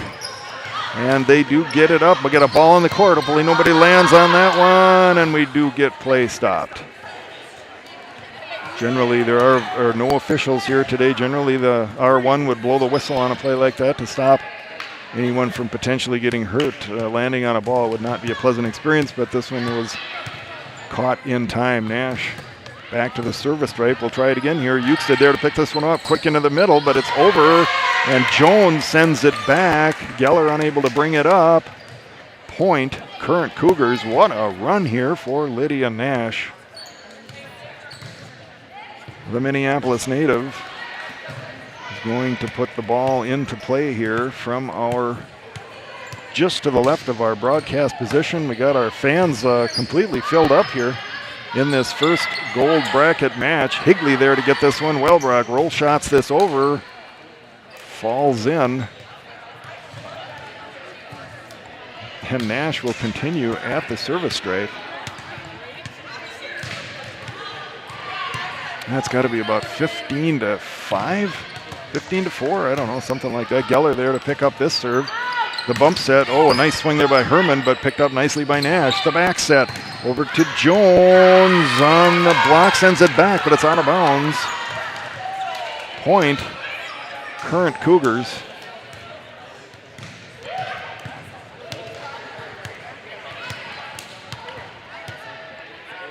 It's a broken record here. Lydia Nash at the service stripe. And finally, I jinx her by saying enough things about the service run, and it ends. And what a run that was for Lydia Nash. High fives all the way around here for the Current Cougars. Ball put into play here by the Lady Cougars. High set there. Higley rolls this over. They will set up their offense here to the left side. Ukestead there with the swing. Pushed over for the Current Cougars, and Laura Wellbrock with a kill. She gets a couple of shoves from teammates. And a nice swing, great set there. The timing all together on that one for the Current Cougars. That's going to bring Abby Higley, the Cambridge Isanti product, looking to go down the line, and just short catches the top of the tape there. And that will be a point for the Lady Cougars. We will do a better job at the score in the next set. This one also doesn't make it over. One service error often followed up by another one. And that is the case, as this will bring Mackenzie Newton to the service stripe. The West Fargo product puts the ball into play here, picked up by Ukestead. The back set, and Herman a nice swing there from the right side for the Lady Cougars. The bump set goes all the way over here. Lady Cougars set up, looking for corner. Nash says, no, I got that covered. Wellbrock left side, up over the block. Ukestead there with the pickup. Pushed over. Ukestead looking for tip there, does not get it. Play continues. The back, bump set there by Newton, swung over by Eckhoff. Point, Current Cougars, and there's some people standing around looking at something on the other side here. I'm not sure if they just missed their connection or what exactly is going on there. We'll kind of keep an eye on that for you. Meanwhile, Mackenzie Newton at the service line puts it into play here to Ukestead to pick this up. Over to Herman again. The block sent there back nicely by Wellbrock. Play continues. Ukestead looking for a kill here, but picked up by Higley. Sent over by Newton. Thought she saw a spot back in the court there. Nash is there to get this one. The back set over to Eckhoff, and I believe that one caught up in the net. And it will be a point for the Lady Cougars.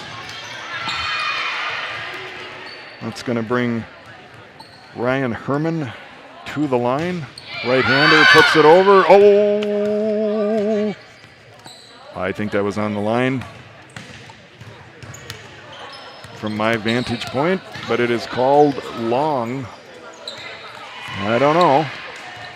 Perhaps our first officiating controversy of the match here. Wellbrock is going to be at the service stripe either way. Puts it into play here. Over to Ukestead. Swings it over, looking to sneak it in between the antenna on the blocker arms there. Unable to do that as it catches the net. Wellbrock will continue at the service stripe here. The Northfield product, the right-hander, puts the ball into play here. Picked up on the Lady Coug side again. Ukestead there with another attack from the left side. Swung over here, picked up by Higley. Newton over to Nash with a big swing up off the block. Geller's there to tip it over into the campfire. That was the size of Texas, as they say, and that is a point for the Lady Cougars. That will bring Herman to the service stripe. Higley there to pick it up for the current Cougars. The back set. Eckhoff gets I think there was a touch there, and doesn't matter either way. Ball stays on the Lady Cougar side, and that's going to bring Madeline Monaco to the service stripe. The Milwaukee native will put the ball into play here. Nicely done. Eukstead there diving on a great dig to bring that one back up. Sent over by Geller. The back set here. Eckhoff sends this down the line. Picked up nicely over to the left side, and that a sharp down the line attack. She was showing cross court swing there. At the last second brought that back down the line, and a fantastic point there for the Lady Cougars. Geller at the service stripe here. The right-hander puts it over. Newton quickly over to Nash. They pick it up. Play is picked up a little bit on the Lady Cougars side here. They've got a few points. Again, I can't tell you what the score is, and again, another ball into the campfire. Are going to have to do something to shore up that opening in the middle. The Lady Cougars taking advantage of that at the moment here. Geller continues at the service stripe. Higley there to pick it up. The bump set by Newton over to Nash, and what a swing. Same as we saw on the other side. She feigned down cross court, brought that back down the line, and nicely done Lydia Nash with the kill. Got to be approaching 20 points, 21 something, 21, 8, 9, I don't know. Guessing Herman there to pick up the Eckhoff serve over to the left side. Oh, nicely done. Snuck in between the block and the antenna. A nice use there for the Lady Cougars. And that is going to bring, I think I heard 23-16. This is Lainey Peterson, picked up there by Higley. The bump set over to Nash, up off the block. Oh, what a great save by Eukstead there to keep the play alive, and it results in a point for the Lady Cougars. They hang in there. A wing and a prayer out there for Alyssa Eukstead, but a fantastic play to bring that back in to the court of play here. Quick serve. Eckhoff there to pick it up, and they're trying a little trickery here on the Lady Cougars side as we get late into set number one here. Swung over Herman there, down the line. Nice pickup by Higley, sent back over. Peterson there to bring this one over. Eckhoff is there. A joust at the net drops in on the Lady Cougar side. A point for the current Cougars. I gotta believe I thought I heard 24-17. We're guessing at that. I will definitely do a better job with the scorekeeping in the next set. Lydia Nash back at the service stripe here. That one dropped out, and they have trouble handling it, and I believe that is it. I'm going to say a 25-17 victory for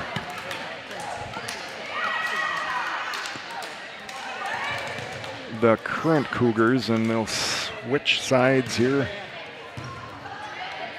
Something that was not done during the pandemic is slowly coming back into vogue here in most volleyball events. I think there's still a few where maybe they don't switch sides, but it's kind of a tradition that I like to see back. Gives you both sides of the court if there is any kind of an advantage.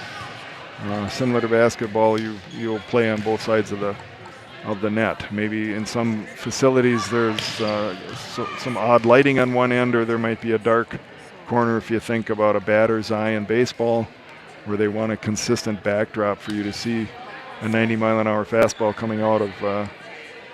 Can have a similar situation here where some parts of the court are just more difficult to play on. But I thought some pretty good plays there made on both sides of the net. Remember, this is gold bracket, so these are teams that have been playing well today overall to earn their way into the gold bracket here. And we do have other games going on to our right and left. Don't have any results for you there, and honestly don't know all the team names or the players.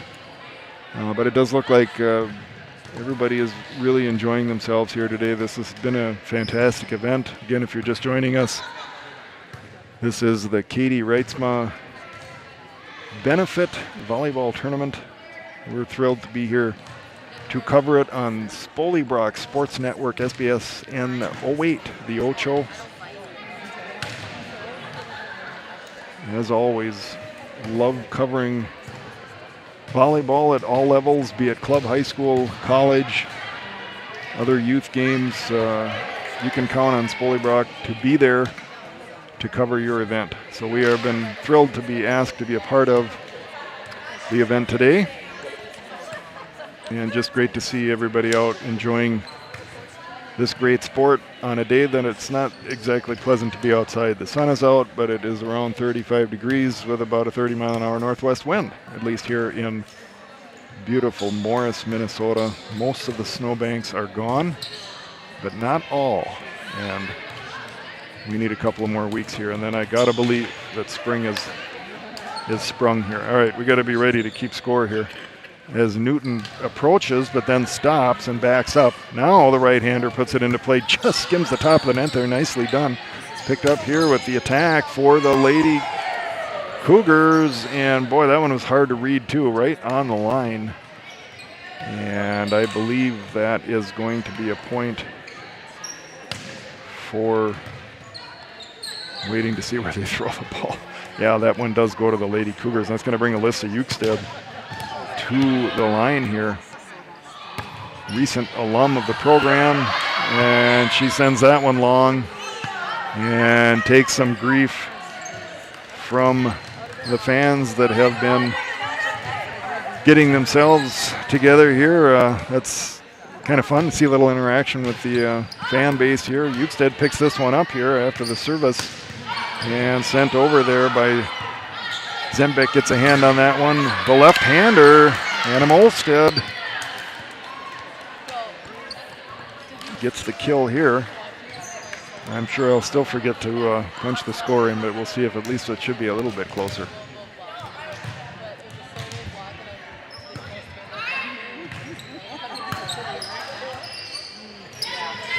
All right, Geller there looking to drop this one over, and it kind of fell right on the top of the net. Hard to do anything with that. That is a point for the current Cougars. Zembeck at the line to put the ball into play here. Nicely done, picked up there by the Lady Cougars. Sent over, and Zembeck has to dive on the ground to get this one. Wellbrock gets a nice swing out of that. But play continues. The joust there is pushed over by Molstead. Point, current Cougars. And again, I forget.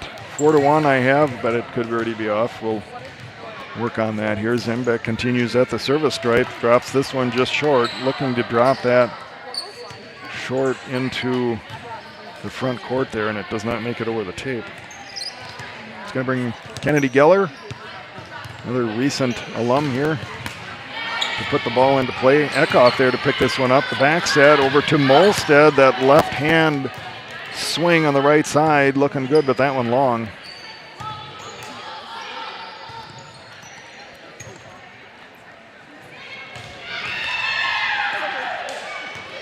Yeah, we got a large fan contingent here, almost every seat full in the row right ahead of us here, so nice to see the support here. Geller at the stripe, puts the ball into play. Eckhoff there to pick this one up. Quickly into the middle again, and that one, the connection not quite made. And that will be a point for the Lady Cougars as they celebrate on now our side of the court here.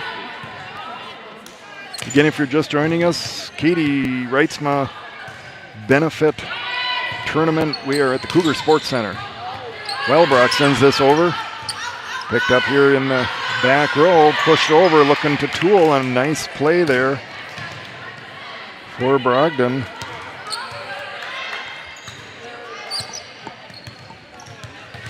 Geller will continue at the service stripe. Right-hander puts the ball into play there. Wellbrock brings it up. They have scrambled to bring this one over. Eukstead, another fantastic dig there, and a nice attack from that left side, again using the block. Getting a little momentum here. They're the Lady Cougars.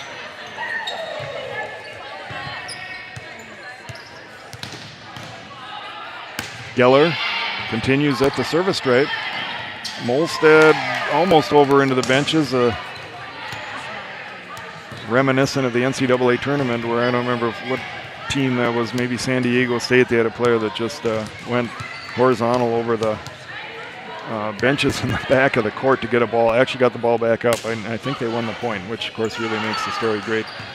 All right, over to Wellbrook here on the left side. Nice swing. Euxted there to pick this one up, and Alyssa sends this one over. Eckhoff diving on the ground, unable to bring it back up. I have it at 6-4, but I don't know if that's right.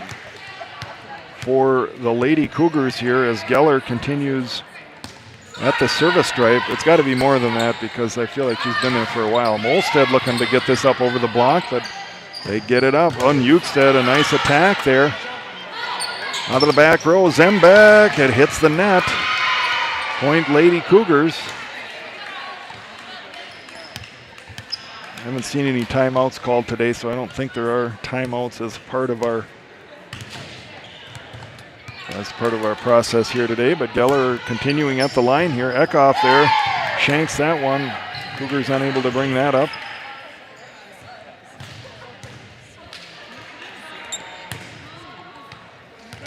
Nice service run here for Kennedy Geller. Right-hander sends it over, keeps working that ball at Eckhoff. And we got another ball on the court. We'll be doing this one over. Not too much of that today, but very common at club events and events where there's more than one court in close proximity. You're going to have balls that come in from the other sides and run in. Geller continues here. Eckhoff there to pick this one up. Pushed over to the left side. Wellbrook, the big attack through the block and down. Point. Current Cougars. Nicely done. Ball running away over here, and Coach Susan Guth up to retrieve it, send it over to Lydia Nash. As she surveys the court, gets ready, puts the ball in play. Oh, looking down line, touched the tape. Geller nicely picked up there. Newton sends this over, sent right back. They'll set up here. Over to Molstead with that left swing right through the block. Nicely done, but a good defensive play there, particularly by the Lady Cougars, and they send it back over. Nash there quickly. The on-two by Newton for the kill. And I, again, I'm going to guess it's 7-7. Boy, I just, not a clue. Lydia Nash puts the ball into play here. Euxted there to pick this one up. Nice set, nicely done there for the Lady Cougars. And that's going to bring Peterson to the line.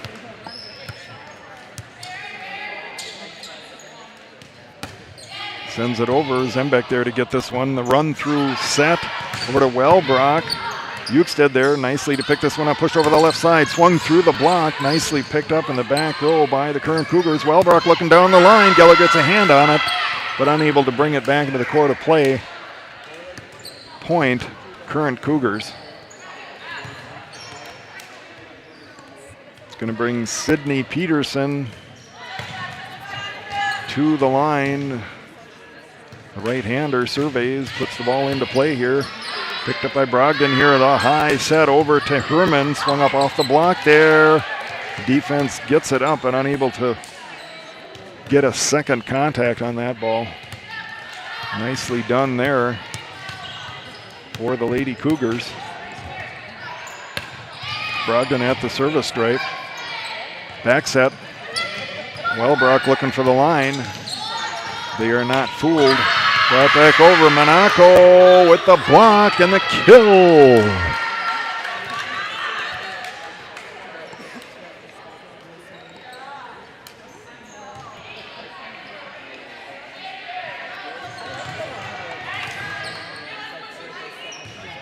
Ball rolling away again, but retrieved here. Wellbrock. And at the stripe, puts the ball into play there, picked up by Brogdon. The back set over to Herman. I think that was long.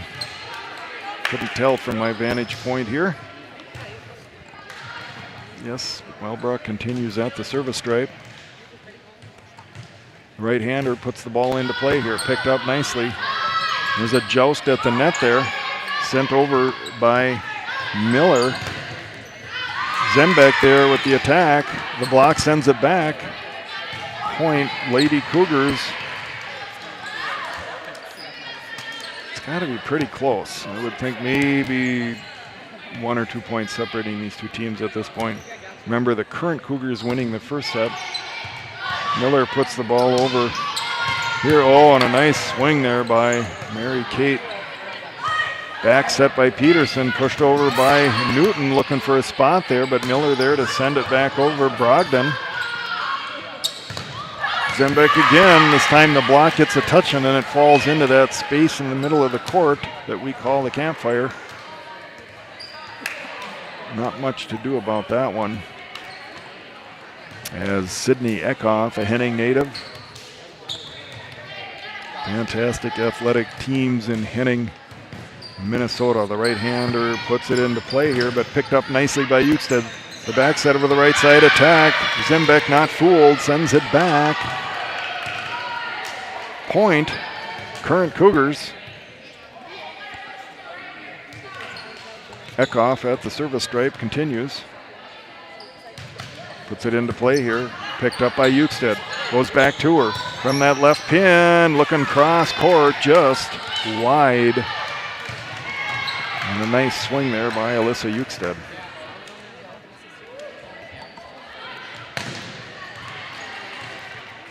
Eckhoff continues. Eustace there to pick this one up. Back set. Right side attack. And some fumbling around with the ball on the current Cougars side. That one ends up rolling off towards the end of the building here. And that's going to bring Ryan Herman to the service stripe. Dribbles about 5 times, ready to put it into play here. Picked up by Wellbrock. Zembeck sends it all the way over to the court. On the other side, Newton there to get it sent over. Eustace with the attack. Nash says no way, not today, and sends that one back.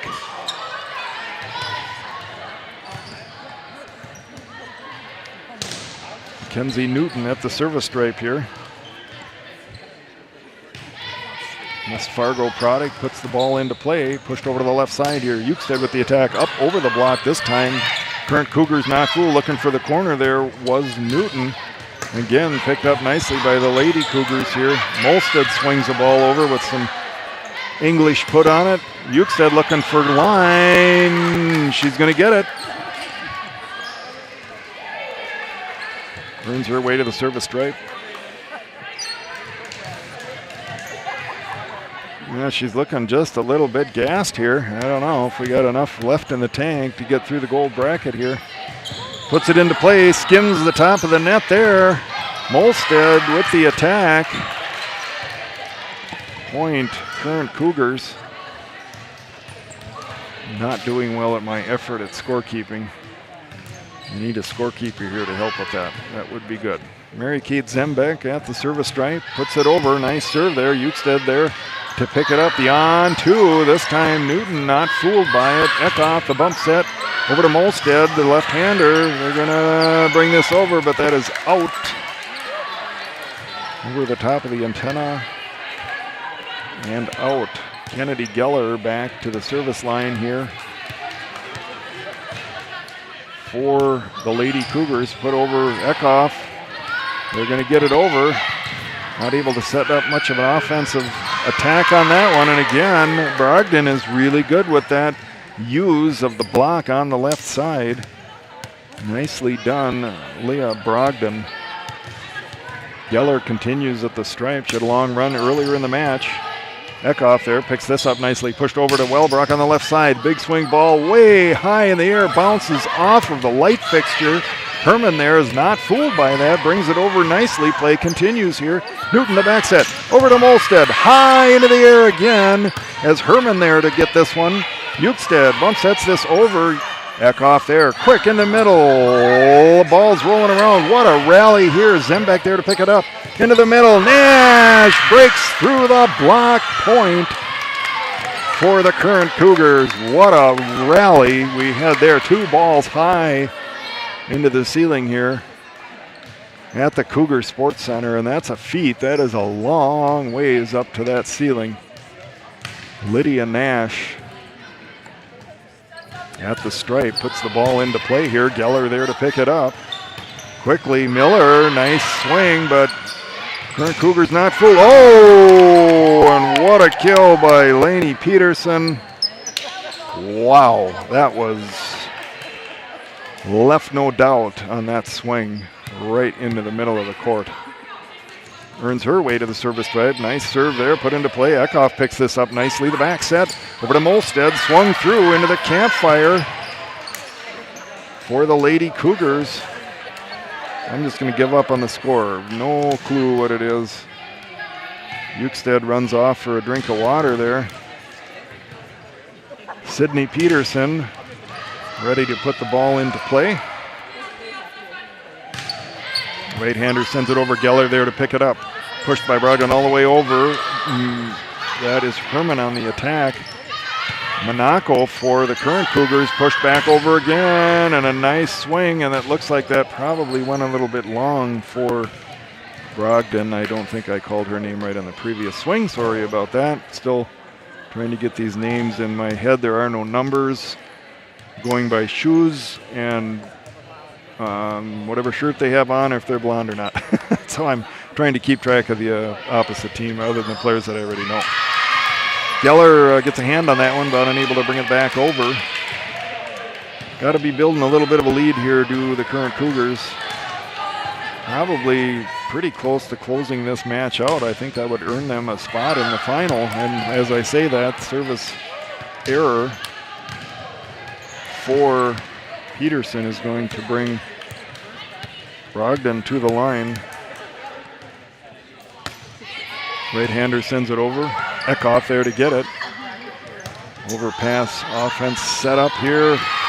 Eukstead going for a dump there, and I think she's covering her mouth. Must have said something bad. Hopefully our field mic did not pick that up. Laura Welbrock to the service stripe for the current Cougars, looking right down the line. Eukstead takes it right on the line there. Nicely done.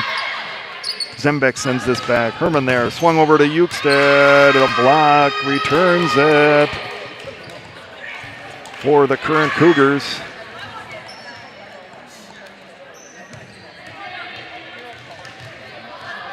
Welbrock continues at the service stripe. The right-hander puts it over, picked up by Brogdon. The back set over to Herman, looking to drop it over, and just outside the line.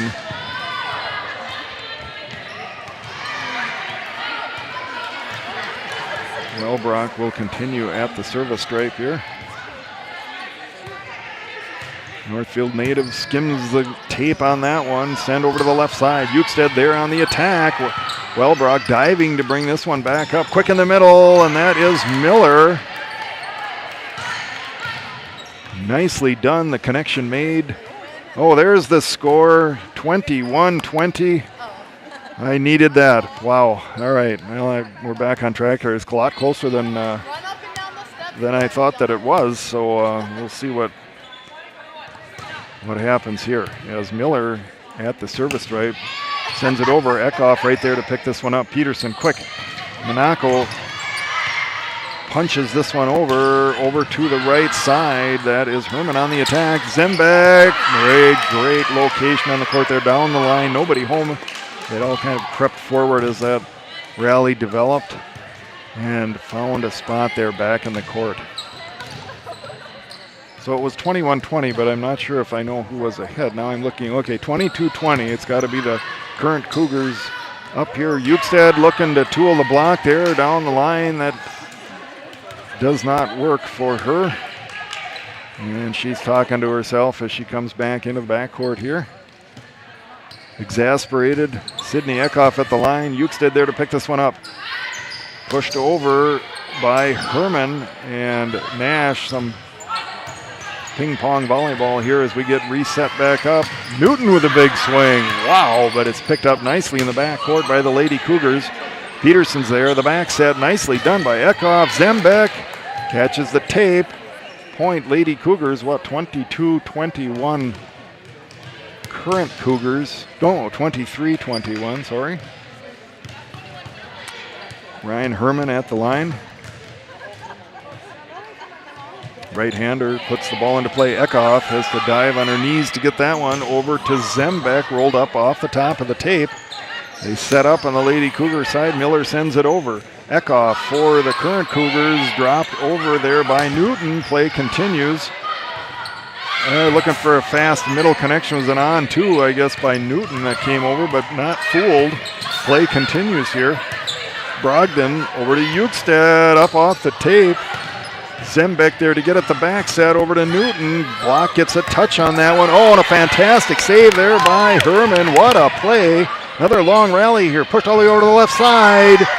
Ends up in the antenna for the current Cougars. 23-22. Set number 2. Lady Cougars not going away quietly in the second set.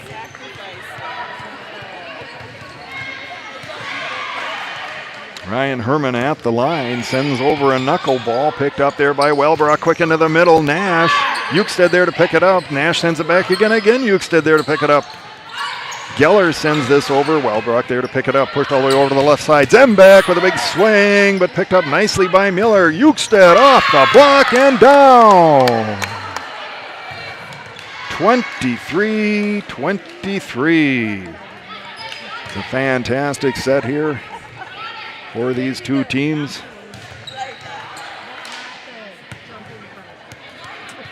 Ryan Herman at the line here.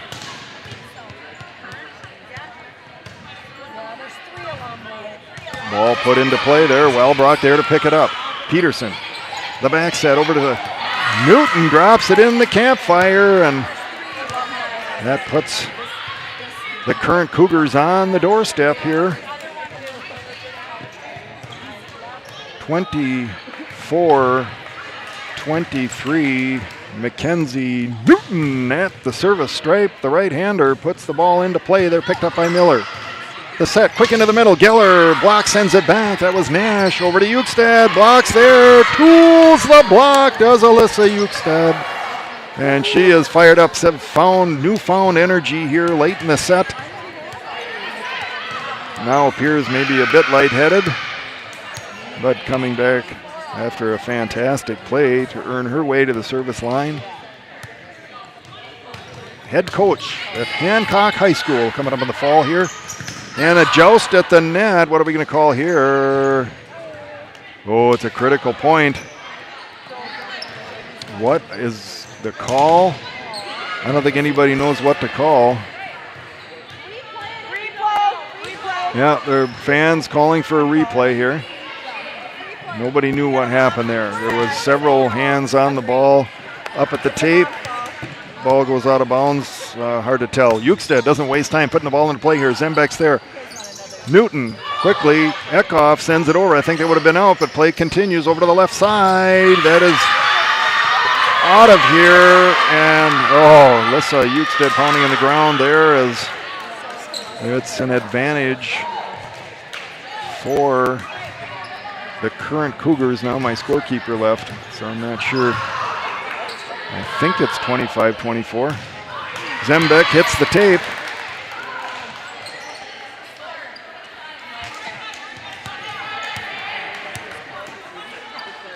(25-25). Extra points here. Bonus points for you. The back set by Newton over to Molstead. Finds the opening. Sometimes it isn't the force, it's the precision location, and that is what we had on that play. Madeline Monaco comes running into the match. Lydia Nash at the service stripe puts it in play. That one was moving left to right, but Eukstead not fooled. Sent over to Brogdon. Ping pong, and play continues. There's some hands in the air here. I'm not sure what is called, but I believe it's 26 all. 26-26 indeed it is. And this is Lainey Peterson at the service stripe. Eckhoff there to pick this up nicely. Over to Wellbrock. Oh, a little extra zip on that one for Laura Welbrock, 27-26 for the current Cougars.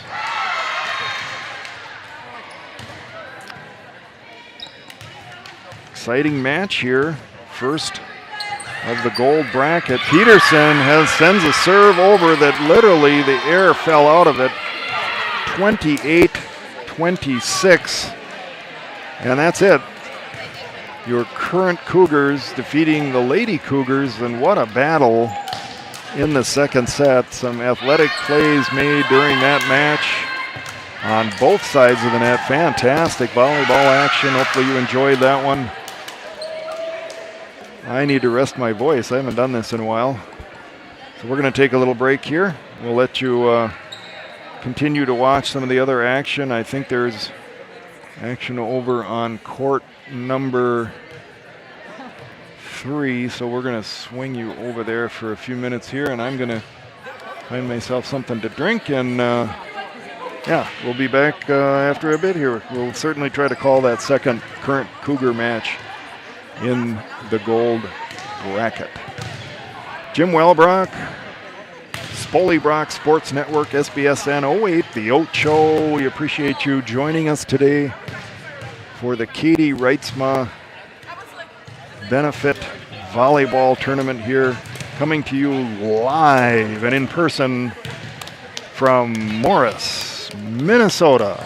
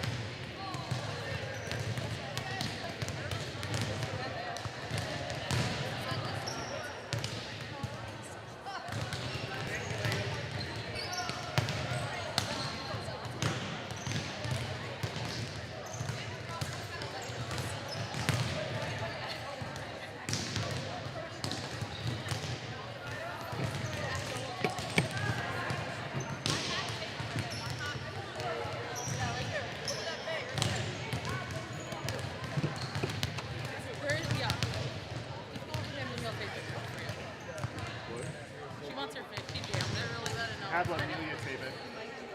Is that that girl? No. Well, she's practicum student.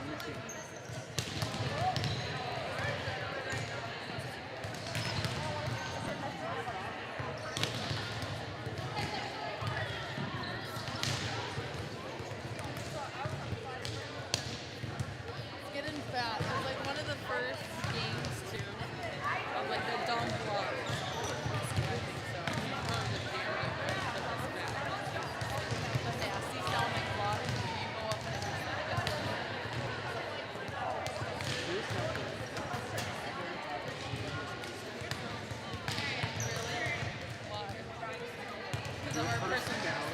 not on the same team. We're good because we showed it. We're freaking like we just because we're so no, but against each other because we're both really competitive. So like if we see something we don't think is right, like we'll give it to each other.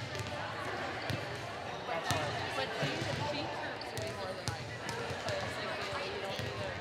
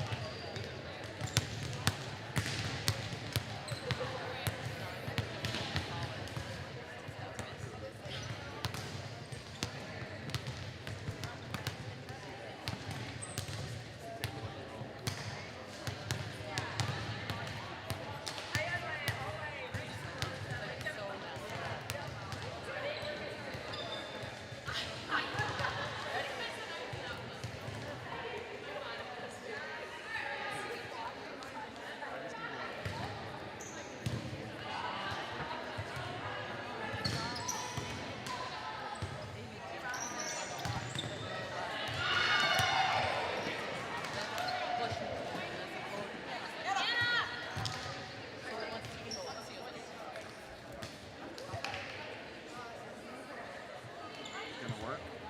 I think so. Give me a little audio.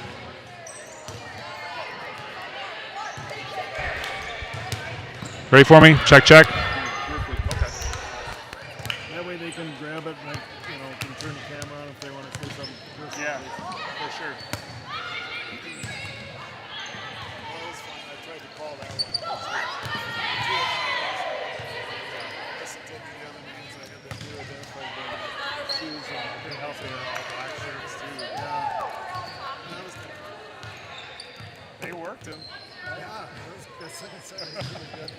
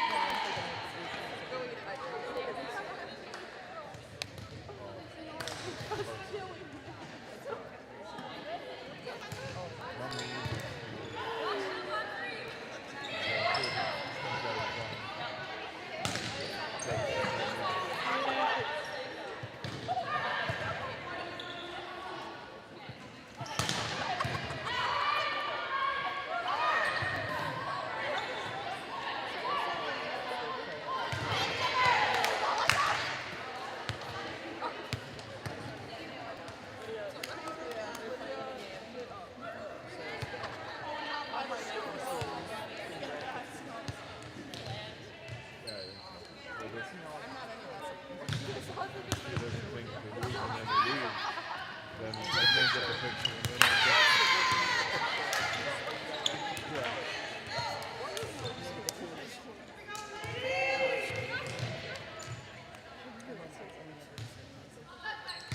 I could get one of every one of them, but it probably is like type two. No, individual team stuff.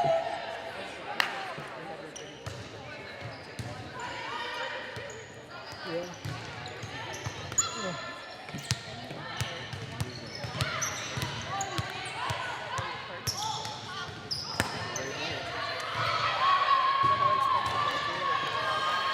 Saying about these two days, I don't know what he did. It's somewhere between. No, but it might have been 18 or something like that. We didn't eat there. We went to Walton and ate chicken food. They had chicken schnitzel. No, we just did that. So good. Yeah, we went there on a bike tour.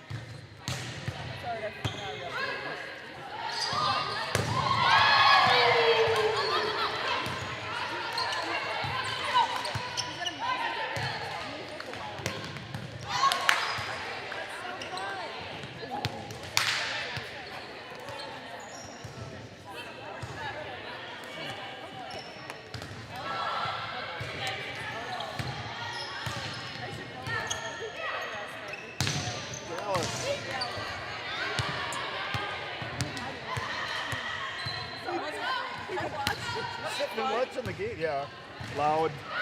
And they let all this fog down, and then they got laser shows flickering like that. And it's an spectacle for sure.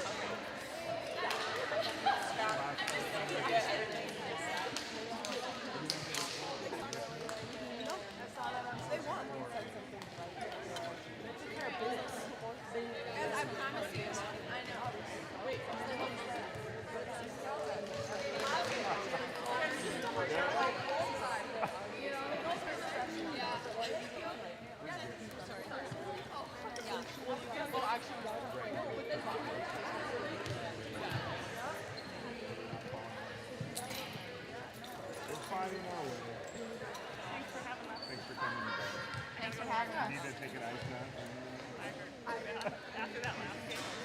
After our toes hurt. A chain?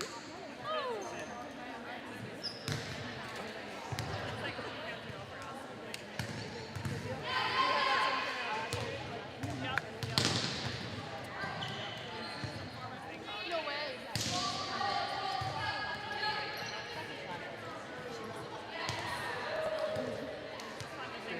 We all splitting off, going your separate ways. Going our separate ways.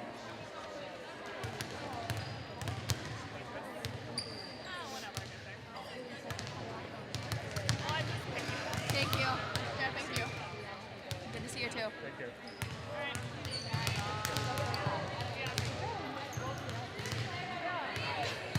I can't believe this is your freshman year. This is insane.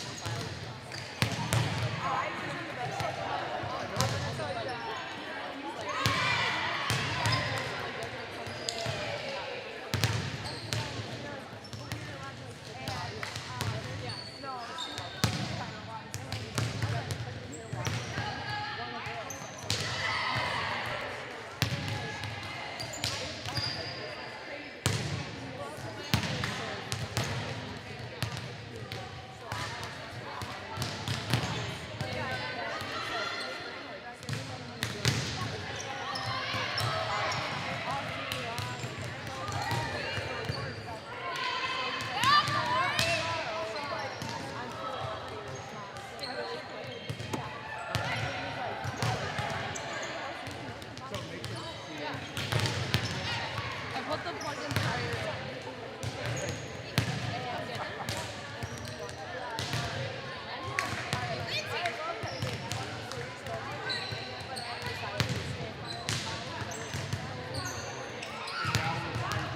So did you have girls stay now? Freshmen move up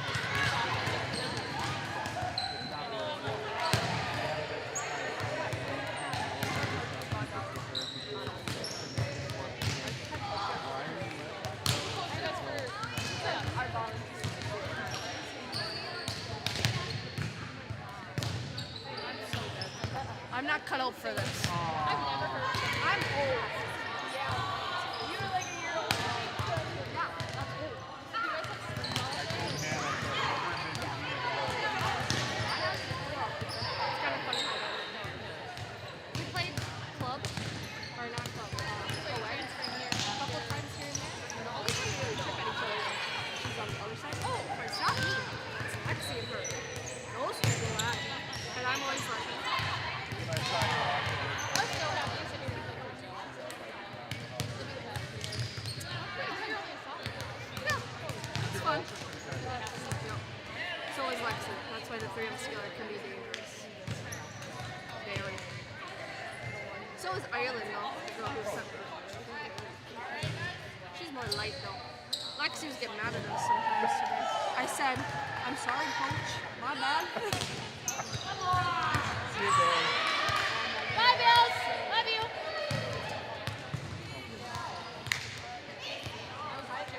She was playing like Bailey. I was like, oh, we are. She just thinks it more.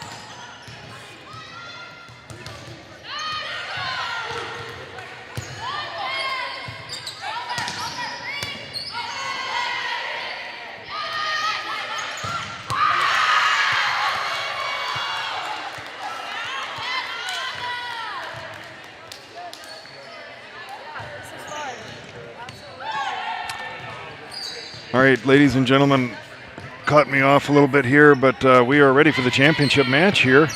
It's the Washed Up Cougs, and I guess I should say Cougars 2023.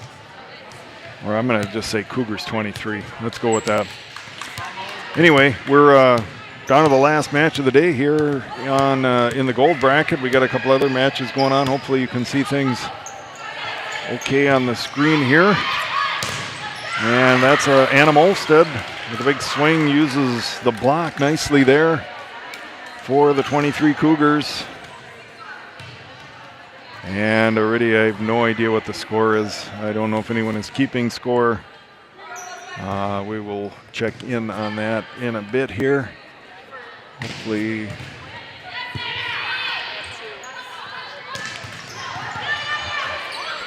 All right, we got Sydney Eckhoff here with the backside over to Wellbrock, sends it down to the floor.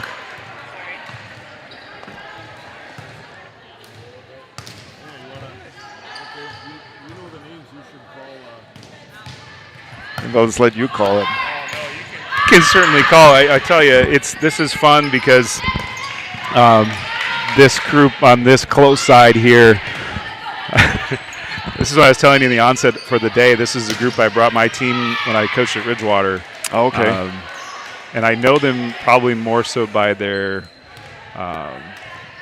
maiden name instead of married name. Some of them are married. Yeah. Some of them aren't.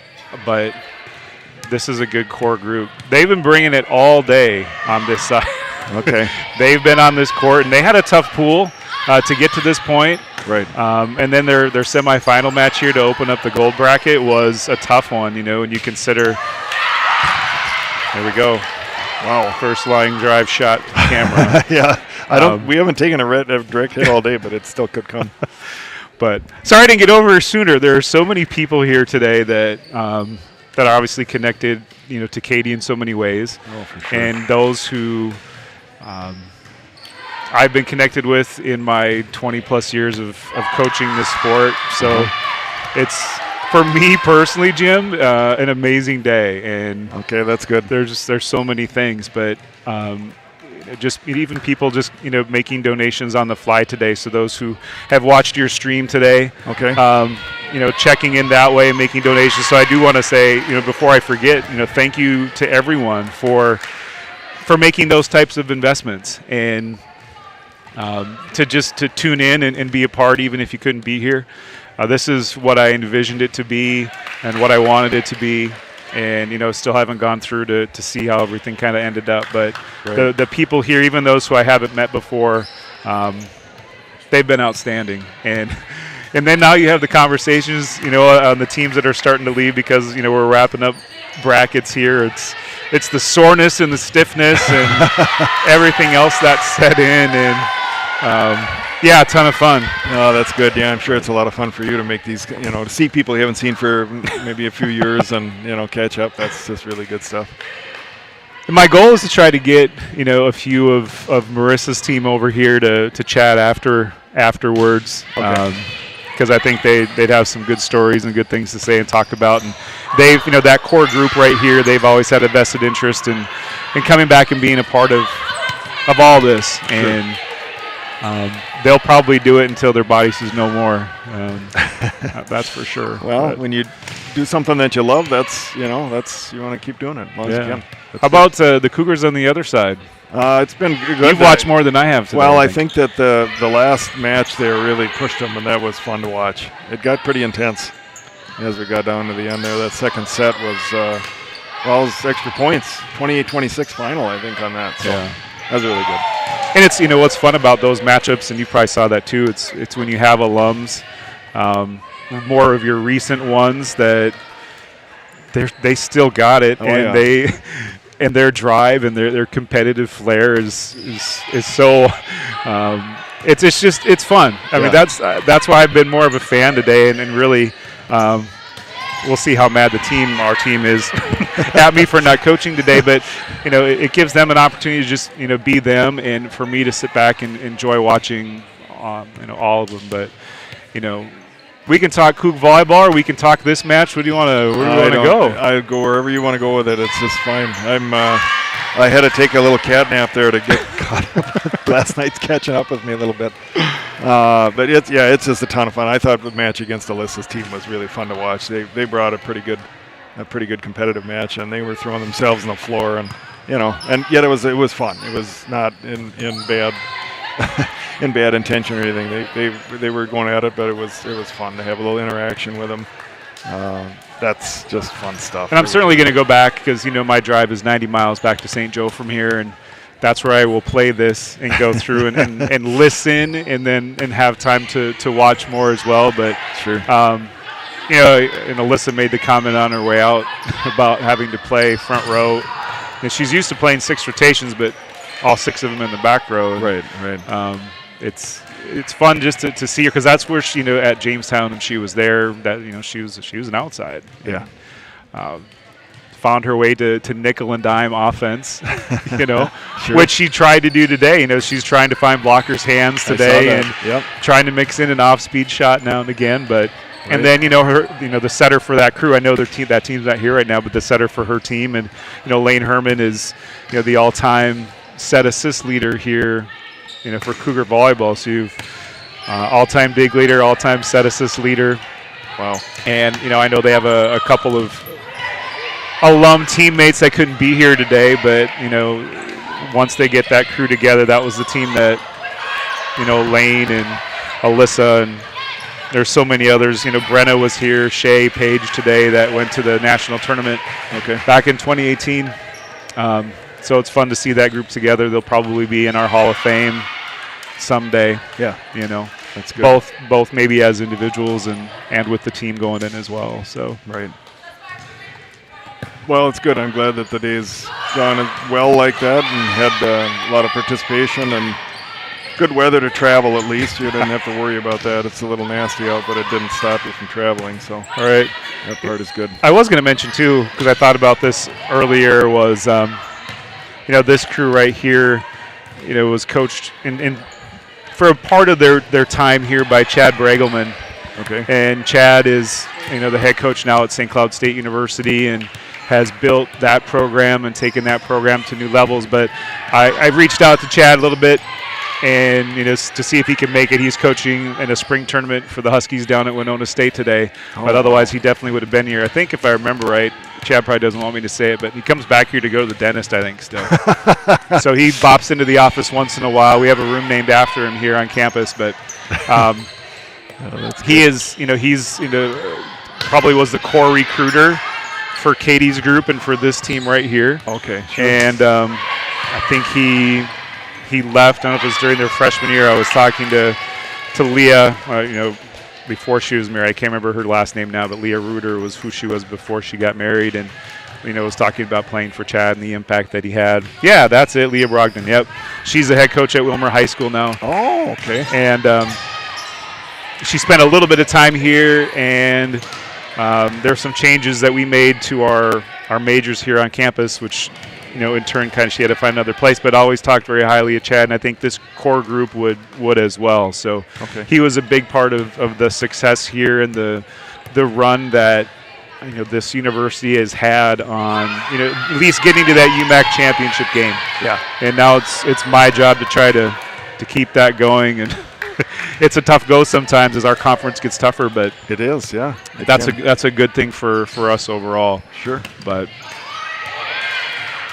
yeah, no, it's just well, for us, it's just fun to see the team on the court again. You know, the season always feels like volleyball is such a short season to begin with because it doesn't have what basketball has with holiday breaks and holiday tournaments and things, and it's just a longer season. But this is so fast. You start basically September 1 and you're done in November 1, roughly speaking. So it's just a really, really short season, and it's fun to have some spring activity like this to see the team out on the floor. And it is, and then I can't remember if we talked about the onset is,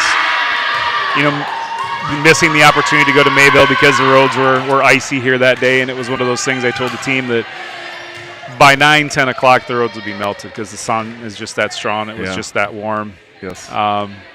So we missed playing against other college teams, but I'm really proud of them because we've had to navigate not only weather but just sharing facility space with who I feel even worse for, though. Cougar baseball, Cougar softball, track and field, tennis, who've had to be in here and sharing space with us. So the amount of work that I would have liked to do in a small group level or individual level, it never got done. Right. And that's a tough part sometimes about we've got a nice space in here. Yes. But boy, we do have to take care of the rest of our Cougar family, and that means sharing courts. Sure. And Sure. the times you'd like to have individuals or small groups with our athletes is time where maybe track and fields in here doing pole vault because we have a pole vault pit in this court here on the left. Yeah. Or doing some high jump things, or maybe baseball, softball are coming in for positional training or some segment training and things like that. So typically, if we did have a field house or something like that, that's where those teams would be able to go, and it would allow me to do the things that I love. I love the spring more than anything, but I just don't get to do the things that I'd like. Yeah. Just because our great weather doesn't cooperate. Right. But the kids have been resilient. Obviously they were all disappointed when we couldn't go, but to see them today play with some energy and some fun, and it's a reward for them too for sticking it out and staying together. It wasn't necessarily the healthiest spring season that we had, but this is what I like to see. And I hope, like I've talked about this with other teams in the past. You can cut me off if I'm talking too much. Don't worry about it. It's good. It's good stuff. We talk about bottling some of these components up in spring and bringing them to fall, because sometimes when you get to the fall, it seems like the game becomes so serious. Yeah. And there's points up on the scoreboard, and it's other college teams, and we're really worried about wins and losses, and sometimes it's about playing time and roles and those things. But you get to to volleyball like this, and if I could bottle all of this energy and this camaraderie and connectivity and bring it to the fall, then I think I'd be able to sell it to a ton of coaches, because in the spring to have this, it's just a lot of fun for me to be a spectator, to be honest, and watch them go that way. But and again, I think watching the game with Alyssa's team was really fun. There was some interaction with the fans. That would never happen during the regular season. Right. We know our place, and you cheer on the team, but you're not talking back or anything like that. And there was a little bit of that here, and that's kind of fun to see. And yet it's competitive. So it was a really good mix. That was just a fun. Well, and the jargon that you see here too is when they go back and forth if the ball's in or out, or if someone was in the net. That's our practice. Yeah. And Alyssa would say this. She's semi-orchestrated some of those conversations about ball being in or out, or this and that. And even Lane, I remember when Lane was here for the 2 years I got to work with her. I mean, they're going to be hungry for each opportunity and each call, and that's good. That's the competitive cauldron, as Coach Hugh McCutcheon used to call it. That's what you want. You want to have that in your gym, and definitely those top 4 teams. But even the teams that didn't make the goal today, I mean, it's just good volleyball. Yeah. And I'm so grateful that they took time and did it here. Yeah, that's good. Just while you brought up the name of Hugh McCutcheon, what's your take on why he left when he did, and is it just he thinks it's enough of him, or is there other things he wants to accomplish, or is this hard to understand exactly looking at all that? Hard to tell. I started his book during semester break, but I haven't finished it yet. And obviously he doesn't come out and speak, publicly about those things too often, or often a lot of substance to it. But, just by what we see, you see this too and others do with intercollegiate athletics in Division I, and how, I don't know if you want to use the word evolve, how it's evolved as far as what goes into it these days with, yes. What am I thinking? Well, the portal has made a difference. The portal and the NIL. There you go. That's what I'm looking for. Just how they have to have people on their staff and on their team right now to even make those parts work and make it move. Right. And it's almost like Division I athletics, and it's trended this way for a long time. This isn't anything new thought or theory. It's semi-professional now. Well, we played a tournament in Columbus, Ohio, at one of our Club 18s. And, since we went and did a live show with this kind of setup right in front of Ohio Stadium, so we could say we were at Ohio Stadium. Sure. And it was kind of fun. It was volleyball talk, and we had people set up to call in. It was kind of cool. But, we looked up Mac Pedroza because of this NIL. She's a setter for Ohio State, who's now transferred to, I'm not sure where she went, but that whole team kind of split up, which is another odd thing caused by transfer portal, COVID, and maybe a little of this NIL. Yeah. But you could literally, she had a list on her website of things that you'd participate in for whatever the fee was, and one of them would come and spend time with your team at an event for $50 or whatever it was, And I thought, well, we could have got her to come. It's a bargain. What a bargain! I would have paid $50 to have her come and be on our live show and commentate on our club team in Columbus. That would have been fun. But it certainly has changed the landscape. That's for sure. Especially as the teams are your top 10, top 15 teams. It's a different animal, and it's something new for teams to manage and players themselves and coaches and everything. It's got to be it's uncharted territory. And the Big Ten's hard enough. Talk about trying to build a national championship program in what could be another whole division in itself. Right? I mean, that's a beast. I think a guy who's done it all, you run out, what else is there left to accomplish personally? And if he is interested in staying within coaching staff development, like he's talked about a little bit, and building coaches, I mean, you can certainly learn a ton from him. I mean, I went through USA volleyball training, and a lot of the literature and the trainings that they provided coaches at that time through their CAP programs, was based upon him, Bill Neville, specifically, among others, but they used a lot of philosophy elements that he probably carried through and through. And I had an opportunity to sit in just a couple of practices while he was there. They opened him up for coaches just to absorb, right, and to see how those operate is extremely enlightening. So we're gonna, it's gonna be something new. I mean, you've seen your share of Gopher games over the years, and you think Mike Ebert, you think Hugh McCutcheon, Steph Schudler before him, before that, So there's been a lot of stability in that position. So with Keegan coming on board, and to be honest, it wasn't a name I thought of when he was hired, but you'd have to think that Coach McCutcheon would have had a say in that. To say, this is a good place to go. So you'll see your share of games, hopefully, if you're not watching us, and we'll see if Gopher volleyball has changed. You been to any spring stuff down there? No, we didn't make it. I know they were playing today at Simpson College down in Iowa. Yeah, I thought, and I told him that. I talked to him just a little bit at the last qualifier. Okay. I said, I think this is really great what you've done to bring the program to places like Blue Earth and Indianola, and they've just done some really good stuff. They had a packed gym at Blue Earth High School, as you can imagine. You bring your program in there. I think they played South Dakota there, and I don't know how the match went, but people that were there said they were just hanging from the rafters.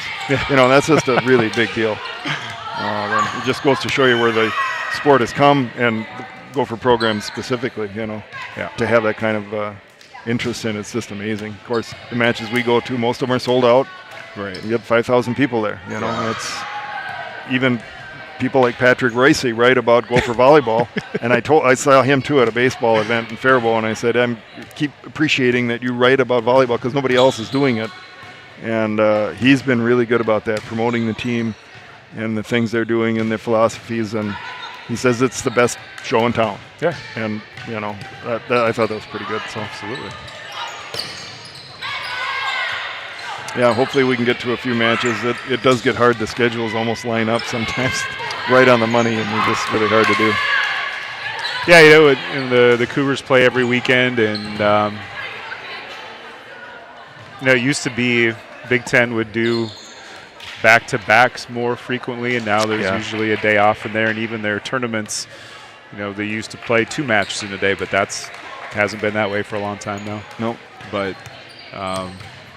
with our schedule, it's a good transition bridge, and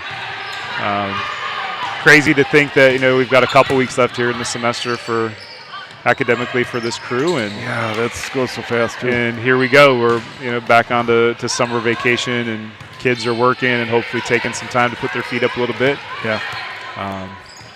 But I like the schedule that we do have. We're not going to Los Angeles this year, right? But that was a fun trip. But the tournaments that we are in, I think we'll do what I intend them to do is get us ready for conference. That's what we try to do. And then, new this year for us is they extended the length of our season. They pushed the national tournament back, which, kind of basically gave us an extra week to play. Okay. And some teams will take it as a bye week. So I think the middle of October we have the triangular, and that's St. Ben's. Okay. And Coach Hess over there has been great to keep us on their schedule almost every year, and she's worked really hard to try to get a tournament there because obviously that's a short trip for us. And so between them and Concordia and River Falls, I don't think we get River Falls with that one, but that will kind of be our bye week, is just to go there and play 2 matches on Saturday. So it would be interesting to see how we break that up from conference play. Yeah. And then you go in and play an always good St. Ben's team, and another team that will play, being Concordia, who battles in the MIAC as well. So well, that'll be a highlight for us because we call ourselves Spoli Brock Sports Network. And I'm the Brock part. Spoli is Mike Spolidoro, and his daughter is the setter for St. Ben. So certainly we're going to be broadcasting that match and having some fun with it. So that'll be good. Something to look forward to. Well, I remember just visiting, jumping around qualifiers and other tournaments and seeing your equipment there, and it caught my eye. Even before I got to know you and Laura, and and I thought that was the greatest thing in the world because I just like the personal element to it. Well, I thought it was pretty cool, and when I would always just, we're getting some lucky hits today here. I would always just be taking pictures, and then I would see that Mike had his phone up, and I thought he was recording, like everybody has a huddle cam or whatever. Right. And he said, no, it's live. And I go, well, what if we started doing commentary? It's live, and he kind of looked funny at me, and well, maybe. So we started by hollering at his phone. We would stand like this and holler at the phone and hope it would pick it up, and that didn't work very good. So then we bought a little mic that we could pass back and forth. And I thought, well, this is kind of cheesy too. So then that off season, I think, was just before COVID.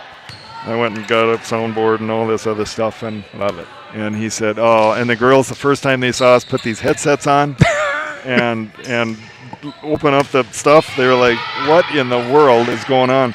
But pretty soon they were into it and wanted to know where the live stream was, and it is gone from there, and it's just really fun stuff to do.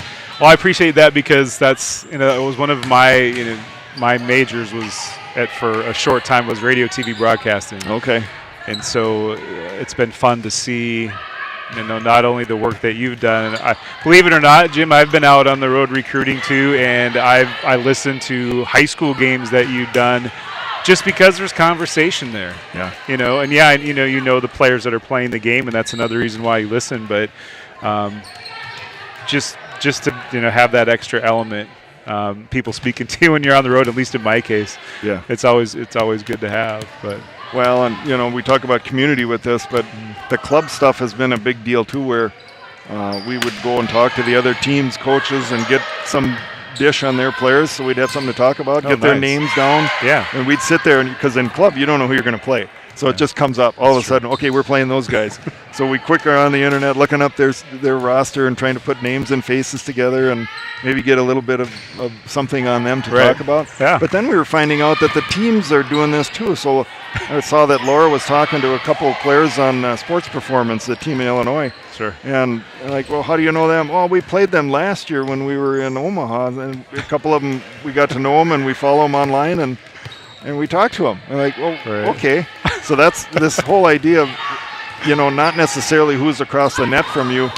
Yes, it's competitive, but afterwards you're building those relationships too. And that's stuff that could last for years past whatever the competition is. You never know when you're going to run into somebody again. Yeah. And I just think that's a big deal. And you can correct me if I'm wrong with this too, because when Madeline and Laura came in, I was trying to figure out if those two played each other in clubs somewhere along the way. I don't think so. We were always supposed to go to Milwaukee and play in that Sting tournament. Okay. And I don't think it ever came off, probably because of the pandemic. And granted, over time, you've played hundreds of matches. Yes. I mean, when you go to the club tournaments and you get a good dozen matches in on a weekend, how do you keep track of them all unless you have the results from AES or whatever system that you're logging into? But yeah, some people are really good at, and of course, Laura's good at this, but then she's the one on the court. Oh, yeah, we played them last year here, and then we saw them again there. Like, okay, I can't recall all that. It's so many teams, so many kids. Although if you did that, like we were doing and trying to memorize names and stuff, after a while you do say, hey, I know we've seen that kid before. They might be on a different team this year, but and again, that's all part of this. Who knows if they're going to show up in college somewhere. She's said that about some of the players that we've played against, said, well, she's at Illinois State, or she's plays for Iowa State or Purdue or whatever, and it's somebody that she knows that we saw someplace. Yeah. And it's just really cool. And how their minds hold all that, all I these don't players. know. I mean, but that's their realm now in the digital age, and that's how they compartmentalize things. And they take snapshots of things internally in their minds, and so they can recall that stuff. Right. I can't. No. I'm just amazed by it. But I told Matt Johnson this too. All the people that we've met through this sport over the years is just incredible. It's I can't really put that into words. Yeah. It's just amazing, all of the connections you make and the people you know. That's the biggest takeaway from all of this. Yeah, because I've even run into coaches that were mentors for me, just out and about recruiting, and all of a sudden they're either at this Division II program or at this Division I program, and they still remember it, even though I was maybe a student assistant at Southwest Minnesota State. They maybe just spent a few months with you, or maybe just over a year, but they still know, they still remember. Right. So. No, that's just fantastic stuff. Yeah, so it's interesting to see how these kids have responded. There's a couple of them that are moving around and trying some new things, and maybe playing positions that they're not as experienced within, and that's part of this is why I like spring gym, is the ability to experiment a little bit. Sure. And we talked about at the beginning of spring, it's trying things that are the hardest for you. Heads up. Man, we are getting lucky here, I'm telling you. Trying the things that maybe it's not in your wheelhouse, you're not comfortable with. Sure. And as we all can go up and swing a ball and hit it to the middle of the court, right? You can hit over the top of it.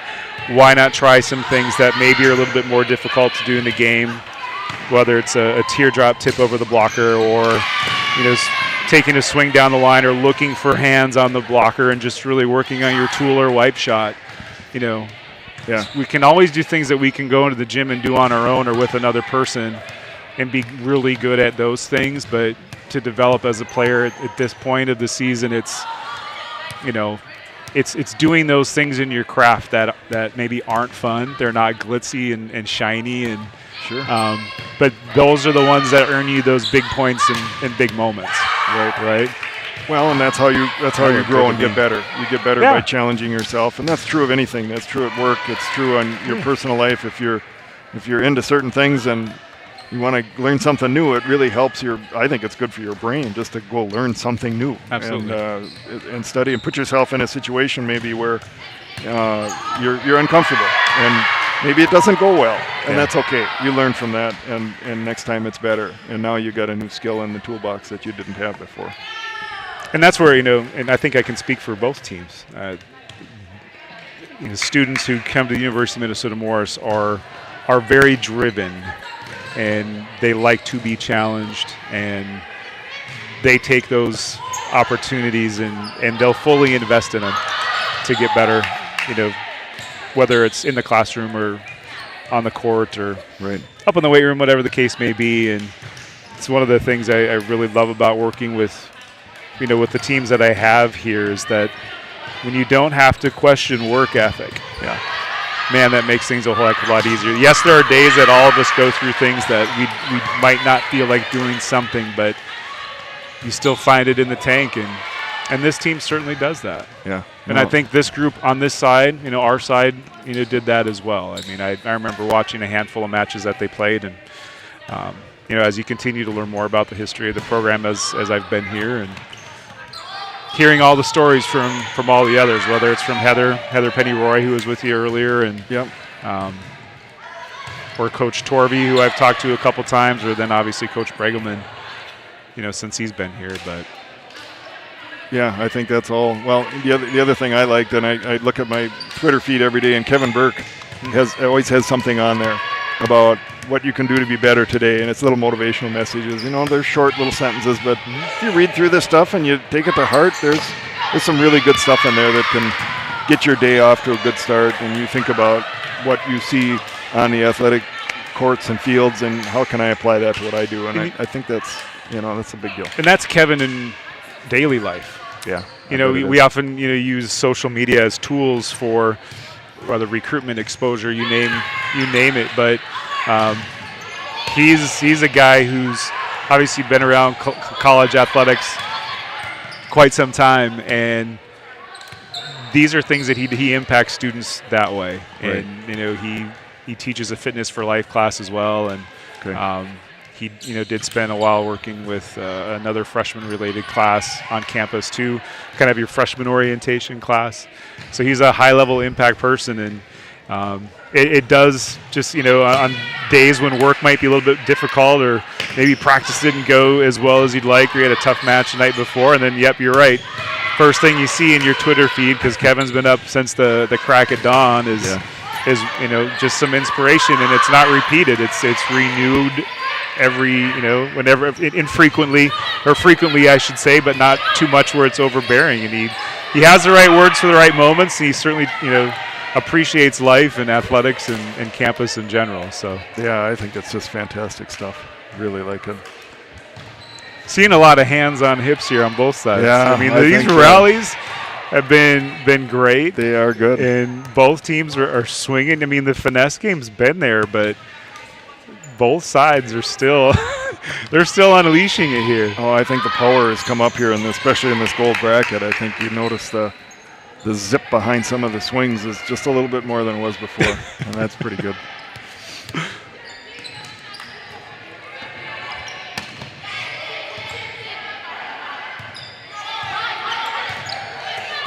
Oh, nicely done. Yeah, it's just fun to see him back out there, I guess, having fun and enjoying the sport. I think that's my takeaway from the day, and this has been good.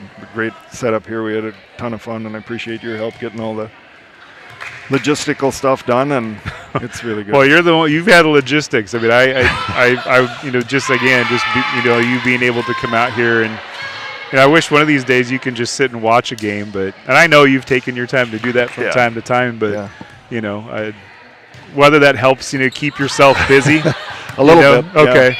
Because I know some people just can't sit in a match and they've got to be doing something. But well, I have to tell a story about. So I went to a weightlifting meet this year, and our youngest he's a freshman in high school, and he just started doing the weightlifting a little bit. So one of the seniors asked if I'd come and shoot at their meet, And when I got there, weightlifting is different than shooting other sports because they're standing in a static platform. You basically don't get a bad shot. You don't get anything that's out of focus because it's all right in front of you. And Sure. Here, who knows what you're going to get. People are moving so fast and whatnot. And I ran into another dad there from Lakeville South, and he asked how I got into this, and I asked him the same. He said, I was so loud on the sidelines, I was going to get thrown out of the events if I didn't pick up a different hobby. So I bought a camera and shut my mouth and started taking pictures. So I thought that was pretty good. I don't think I have that issue, but I am not one that wants to sit still. I do want to be doing something and be involved. I think you feel like you remember more of the match. If I'm calling it like this, you really remember it because you've got to pay attention to every touch of the ball. Yep. And the photography is the same thing. I mean, it just gives me something to focus on. No pun intended there, but that's been good. But it's just fun to run into other people that do the same thing and hear why they do it. And this guy, by saying, I was going to get tossed if I didn't find something to shut my mouth. I thought that was just pretty good self-reflection. Oh, well, it's a gift, sir. It truly is. It truly is. And we've had nothing but great experiences here with all of you guys. I ask for some ridiculous things sometimes, help me with this and that. Alex Kyle, I have to call him out. He's so good about getting me what I asked for. We went to U.S. Bank Stadium and shot those baseball games, and that was a ton of fun. And he helped with that, and just a lot of stuff like that. I just find everyone here being so welcoming, and just can't say enough good stuff. And it comes from the work of those who have been here the longest, and those who have gone through maybe some of the darker days when Morris was riding on the longest losing streak in collegiate football in NCAA, or maybe the turf field outside getting too shabby, and then all of a sudden we've got some momentum now. And, when Matt came on board as athletic director, someone who's been here as a student and as an athlete, it's fun to see where we're going and the people who are here. Look at this one. Oh, boy. This is good. There we go. You want to say something? You can turn that on, and I'll turn the mic on there. There you go. Hi.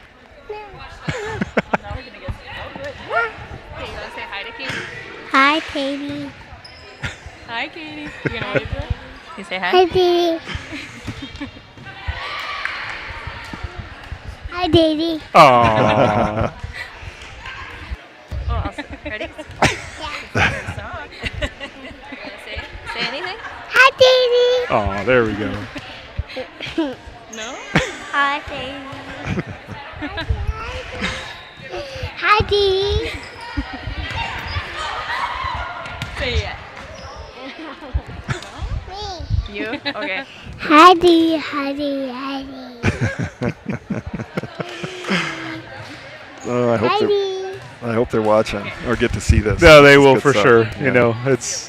That's fun. That's what it's all about right there. That's so cool. It's so cute. It is good.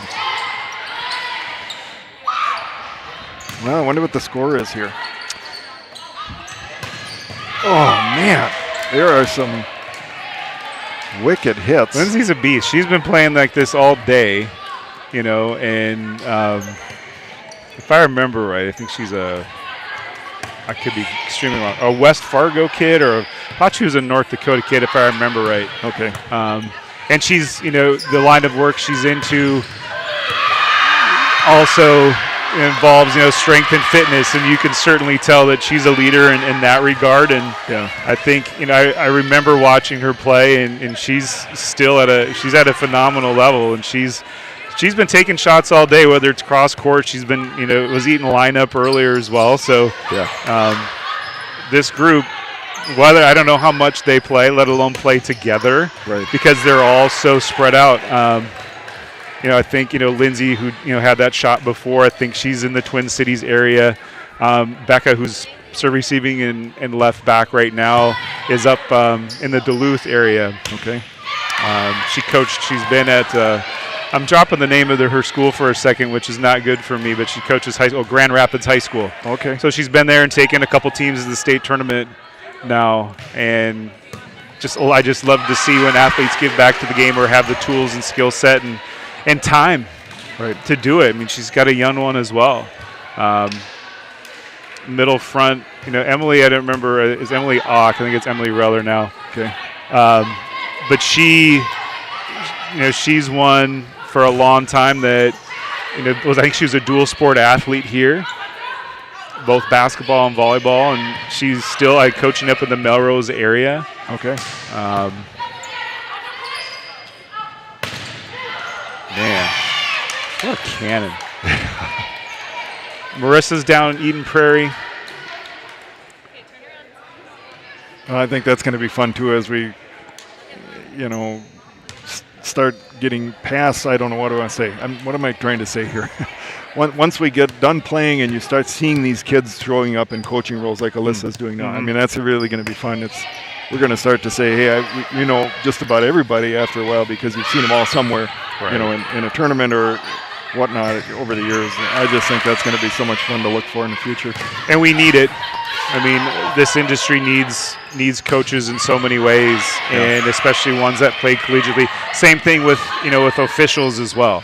Yeah. And it's not always the most glamorous job, and you end up working weekends a lot. But a lot of it's driven just by passion for the game. But in order to keep these opportunities going, that's what still impresses me about club volleyball. There's still enough officials to do that. And you've seen places where they're running 80, 90, 100 courts in some cases, right? Yep. And yes, they're flying officials in from all across the country, but still we know that that's dwindling. And, so it's, my job and those around me too is to see if we can, I don't know if coerce is the right word, but to get these young ones involved in one of those two tracks in some capacity. It doesn't have to be for the rest of their life. They don't have to make a career out of it, but they can certainly make a difference. Oh, for sure. I think you hear that at the high school level a lot. The shortage of officials has impacted games not being played in some cases or locations having to be moved. In fact, Morris was in the news because Matt Johnson had to find officials for a game, and that they got in the Trib about that. And I thought that was a pretty good article. But so we're always trying to promote the officials too. It's good. I go up to these guys before a game, take a picture of you. Then they all say the same thing. You get my good side, and what are you going to do with that picture? I said it's going to go on Twitter. I'm going to tag you in the State High School League if I know who you are or whatever. You can look for it on there. Oh, okay. As long as they think I'm not going to do something subversive with it. But I also think it is, especially as fans, I think it behooves us to be respectful of the officials. They read these sportsmanship statements, and you're going to respect your opponent, cheer for your team, not against the other ones, and you're going to respect the calls of the officials. And it's not always the easiest thing to do, but I think it is kind of important. And I think to recognize what they're doing, but also be respectful at the same time, is a big deal to keep that group active too and keep them interested in doing what they do. Yeah, without question. And because most of, and hopefully, I'm not sure, I don't tune in as too much of what goes on in the crowd, either whether I'm recruiting or coaching, but as far as the grief that they might get for a call, the unpleasantries of being an official it can be taxing, I've seen some boorish behavior, and a lot of it is at the really young youth level. Youth hockey, I went to, not to pick on hockey by any stretch, but I've seen some abuse of officials, and it's just not good. I think that sure there's going to be calls you disagree with, and it's nothing wrong with letting out your unhappiness with it, but you can't drag it down into the gutter. That's just no good. Yeah. Anyway, on more subject of officials, I started to realize who Patty Rolfe was a number of years ago, and realized that we had followed her basketball career at North Dakota State because my dad took us to a ton of games, and she played back in 80, 81 in that time. I think she's a Hopkins grad, and just fantastic. And so now when I see her other places, she'll actually kind of remember and have always a really good conversation. Yeah, and I remember Patty too, because when I spent a year at Southwest Minnesota State, and she was coaching the University of Minnesota Duluth at that time, and had some obviously great programs, great teams, but she was as intimidating as a coach as she is as an official. Mm-hmm. But in both realms, she is the best of the best. Yeah. Obviously international official now, and Olympics. Yeah. National title every year. She's involved in the Final Four somewhere. Yeah. I got to spend some time working with Zandra Bina, who used to coach at North Dakota State University, and I believe she either played under Patty at some point. I can't remember, but so I indirectly part of that because I spent some time working camps up there with Zandra. So a small percentage of my coaching tree includes Patty Rolfe in some indirect way, but Sure. There was always just a fierce rivalry because she was good, just so many ways of what she did, and Right. and it's so every time you see her, whether she's working a Big Ten match or Final Four match, or you tune into the Olympics and she's there. It's fun. It gives you the feel that this is a big time event because the big time people are here. I don't know. I just think that's really cool stuff. Absolutely. Well, this has to be close. If not, I think the far side might be down a point or two. But I think we talked about this from the onset. Is this team here on the close side? Look at that. This is how they play ball, right? Wow. So they find ways to scrap, and they're picking things up, whether it's off a block or off an off speed or off the top of the tape, or whatever the case may be. And this is trademark volleyball circa, let's say 2017, 2016. Sure.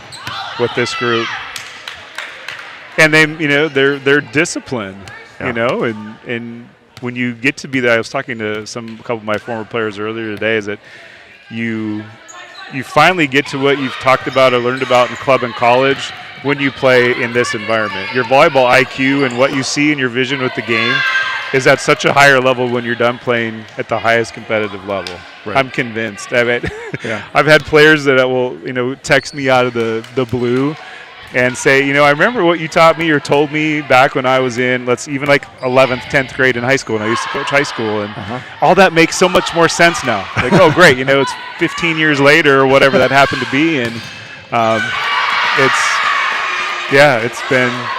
it's fun to have those conversations and know that, you can tell athletes dozens of times about technique or skill, and then when they get to this level, sometimes they apply that the best, so. Oh, that's fun. That's good stuff. I don't know if it's the right venue. You could do conference preseason predictions already, Jim. Well, I don't know if I dare do that. Let's do that. Yeah. I guess I was going to ask you what's the outlook for the season, and I don't know. Can you talk about what tournaments we're in? Yeah. It would be kind of fun to hear some of that. Well, when you look at the conference as a whole, when Northwestern's a top 5 team in the conference, or in the nation, they're always going to be that team. Right. That's there, and it's the drive and the thrill for myself, and hopefully for our athletes to try to, get to that level. Done it here before, can do it again. Sure. With COVID years and all those things, we don't know sometimes who's truly coming back on a year-to-year basis, but regardless of who they bring back, they'll be a favorite. UW Superior also, they have a great experienced crew. Both, I believe, their left sides should be back, and experienced DSs. Okay. So, and that one's it. The alums did it. Wow. That was stellar. Yeah, that was stellar. Awesome. Jim, I think I'm going to try to grab a couple of them if I can, just to come chat a little bit. Yep. I got an extra mic here, and the other one we could use, but they wouldn't hear what they're saying. That's the only thing. If I have one more headset, if you really they can need even it. use mine too, unless we'll just figure it out. I'd rather have you kind of do the hosting, and I can give mine up here. That's just fine too. Yeah. Hold on one second. Hey Marissa, you got a couple people that want to chat with? What? You got a couple people that want to chat with?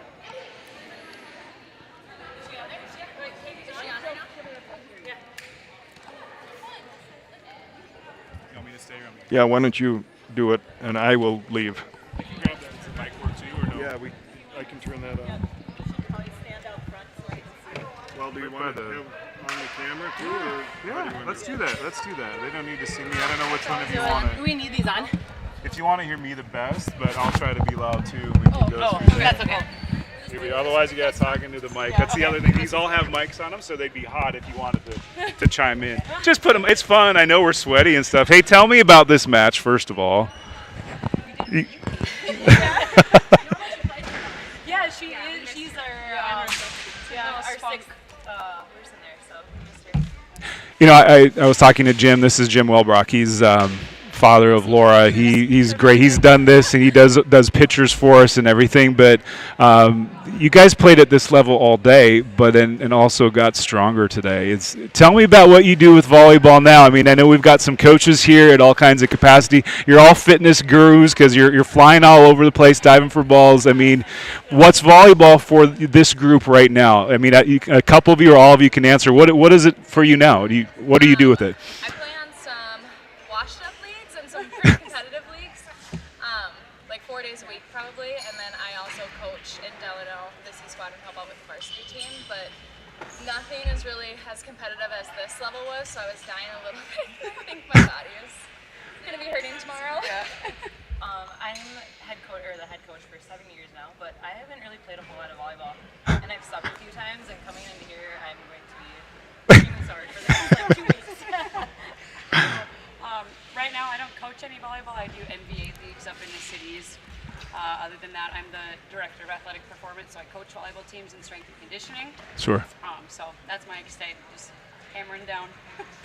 I played at UW Stout, but I played club with Brooke and played against Emily in high school. Oh my gosh. I currently coach the 14-1 team in Alec. There you go. And yeah, just play leagues with my teammates and just love the sport, and yeah, it's fun to play. Yeah. I'm a Grand Rapids coach, and I don't get to play a lot. It's not very competitive up north, so it's awesome to come here and be able to play. So Yeah. I'm the head coach at Melrose area, and it'll be my 5th year, and I don't play at all. So I take care of my kids. So this is the first time I'm playing the year, but it was fun. Yes. Well, it's like you guys never left really, because I brought my junior college team here before I became the head coach here. And to be honest, the style of play that you guys had then hasn't changed. You scrap the daylights out of everything. You're great in ball control, and you're driven together. I mean, it's fun to see that type of volleyball. Tell me your message to Katie today. I mean, obviously, coming out here and I love the win, by the way. I mean, it's helpful for me. But tell me a little bit about, is it extra motivating today to play? And how does this? I hope that when she gets a chance to take a look at this and then to see all your faces, which is exciting for me. I mean, what does it mean to you to be able to have an experience like this today?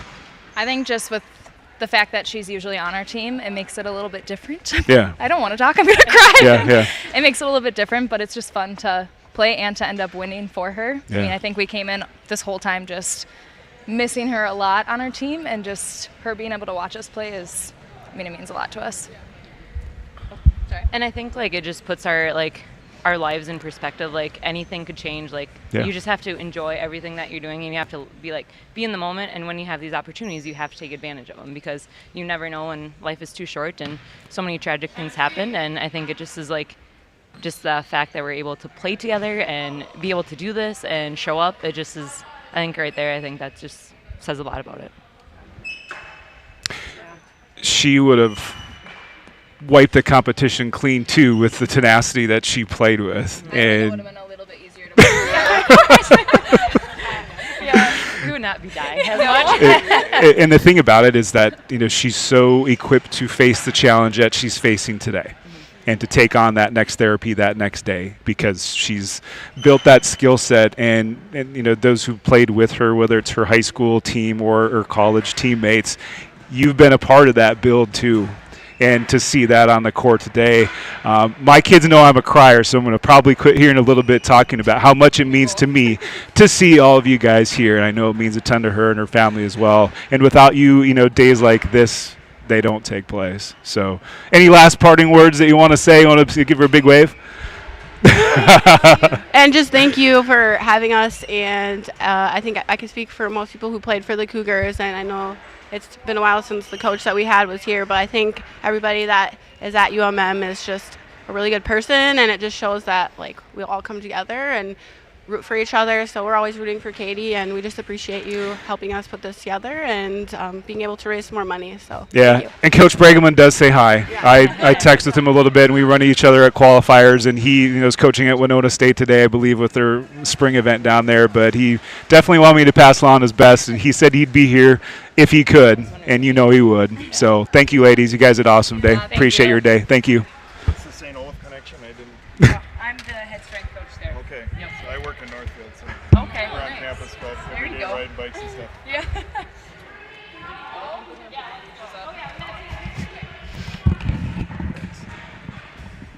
Well, that's a great group right there, and I know they downplay who they've become and who they are and the impact that they have, but that's as good as it gets. Yeah, and that's fantastic they when you get to that point and the body's kind of wearing down, at a tournament, and you don't have much left in the tank, they still brought it. Yeah, that was really good. You can take a lot. You can learn a lot from those types of experiences, and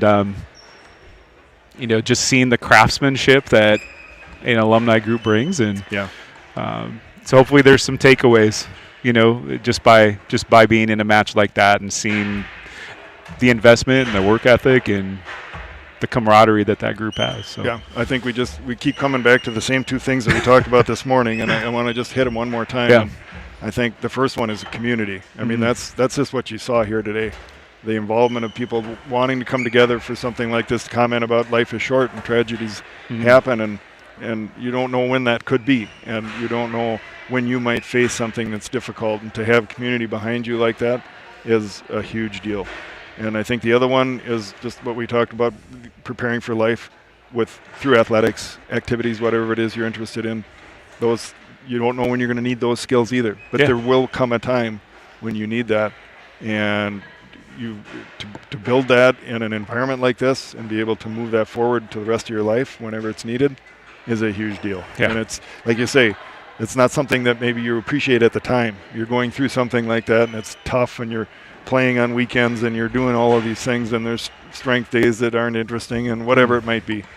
But in the end, if you can see where that process is headed, one of Laura's club coaches, his byline is trust the process. And when you're mired down in those details, it's hard to do that sometimes, and that's true of anything. That's true at work and other things in life too. But trust it. There's a reason we do things the way we do, and it's fun to see that pay off. You saw that here today. Pay off. Yeah. And as much as we miss, playing up at Mayville, I'll take an opportunity like this as a close second. But in many other ways, it'd be on the top. Yeah, just by the more far-reaching, the real-life components, and again, like we talked about at the beginning, the community piece. That's what the culture here. We're still working on it. It's a work in progress. I'm just talking athletics as a whole.